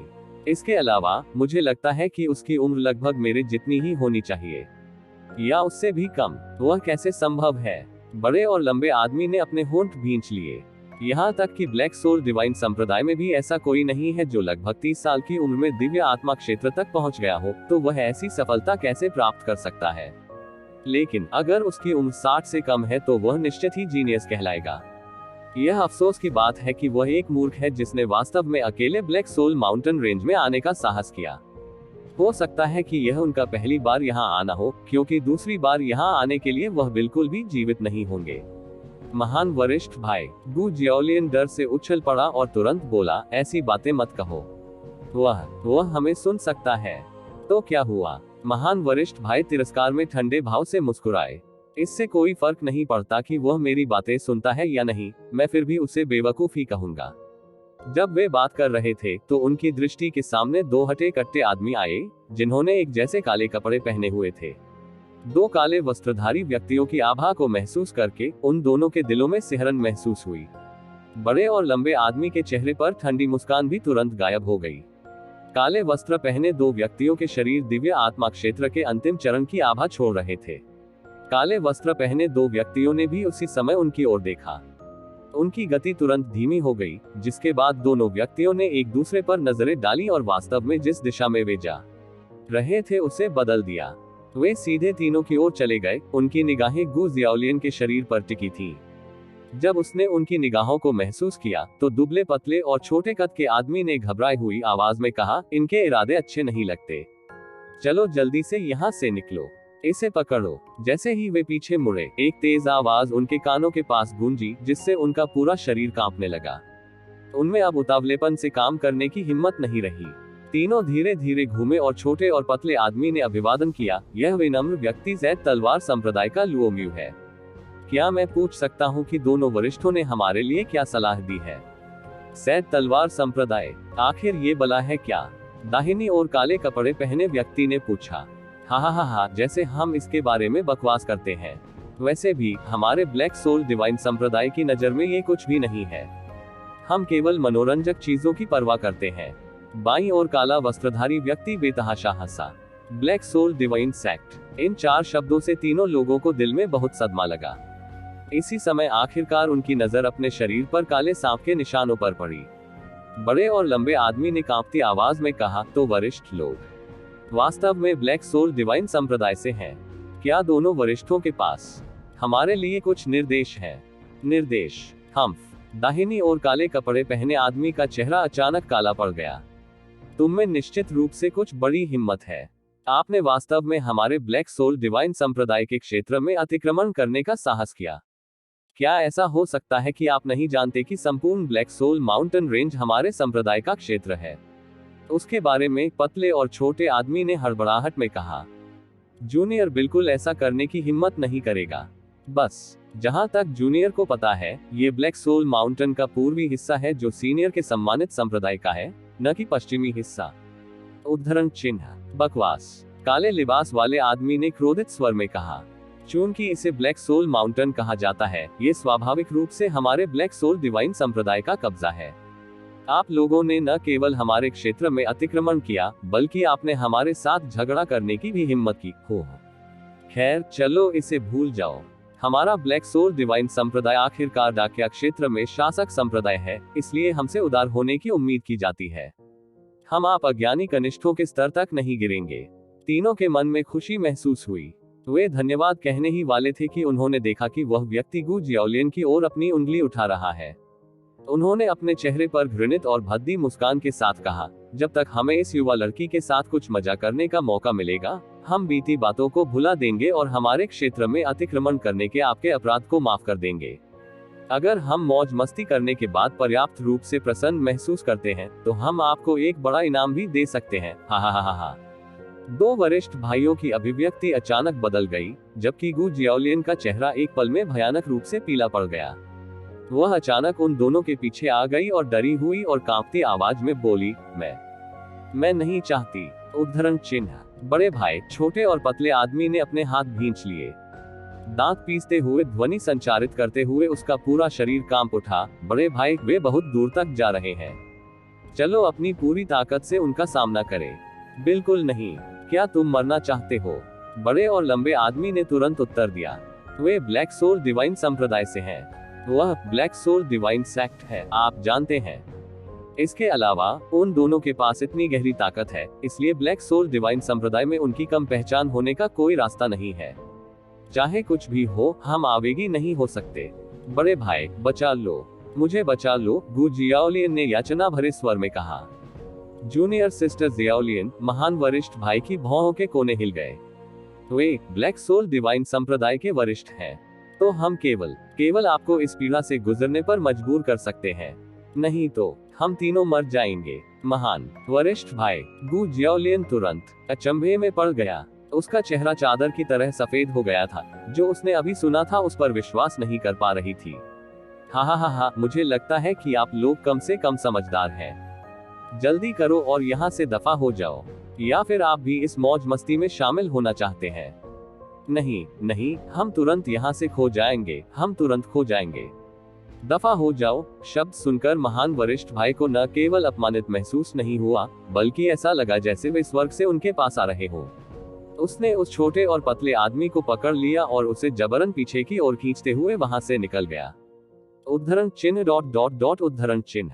गु जियाओलियन धीरे धीरे जमीन पर लकवाग्रस्त होकर बैठ गई। उसके चेहरे पर निराशा के भाव थे। हा हा हा हा। काले कपड़े पहने दो आदमी एक ही समय में जोर से हंस पड़े। टस्क टस्क, क्या वो सीस की जोड़ी है? हम सोच रहे थे कि वे हमारा कुछ और मनोरंजन कर सकेंगे। इसी समय अचानक उनके कानों में एक नितांत भावहीन और बर्फ जैसी ठंडी आवाज गूंजी। आप दोनों ब्लैक सोल डिवाइन संप्रदाय से हैं।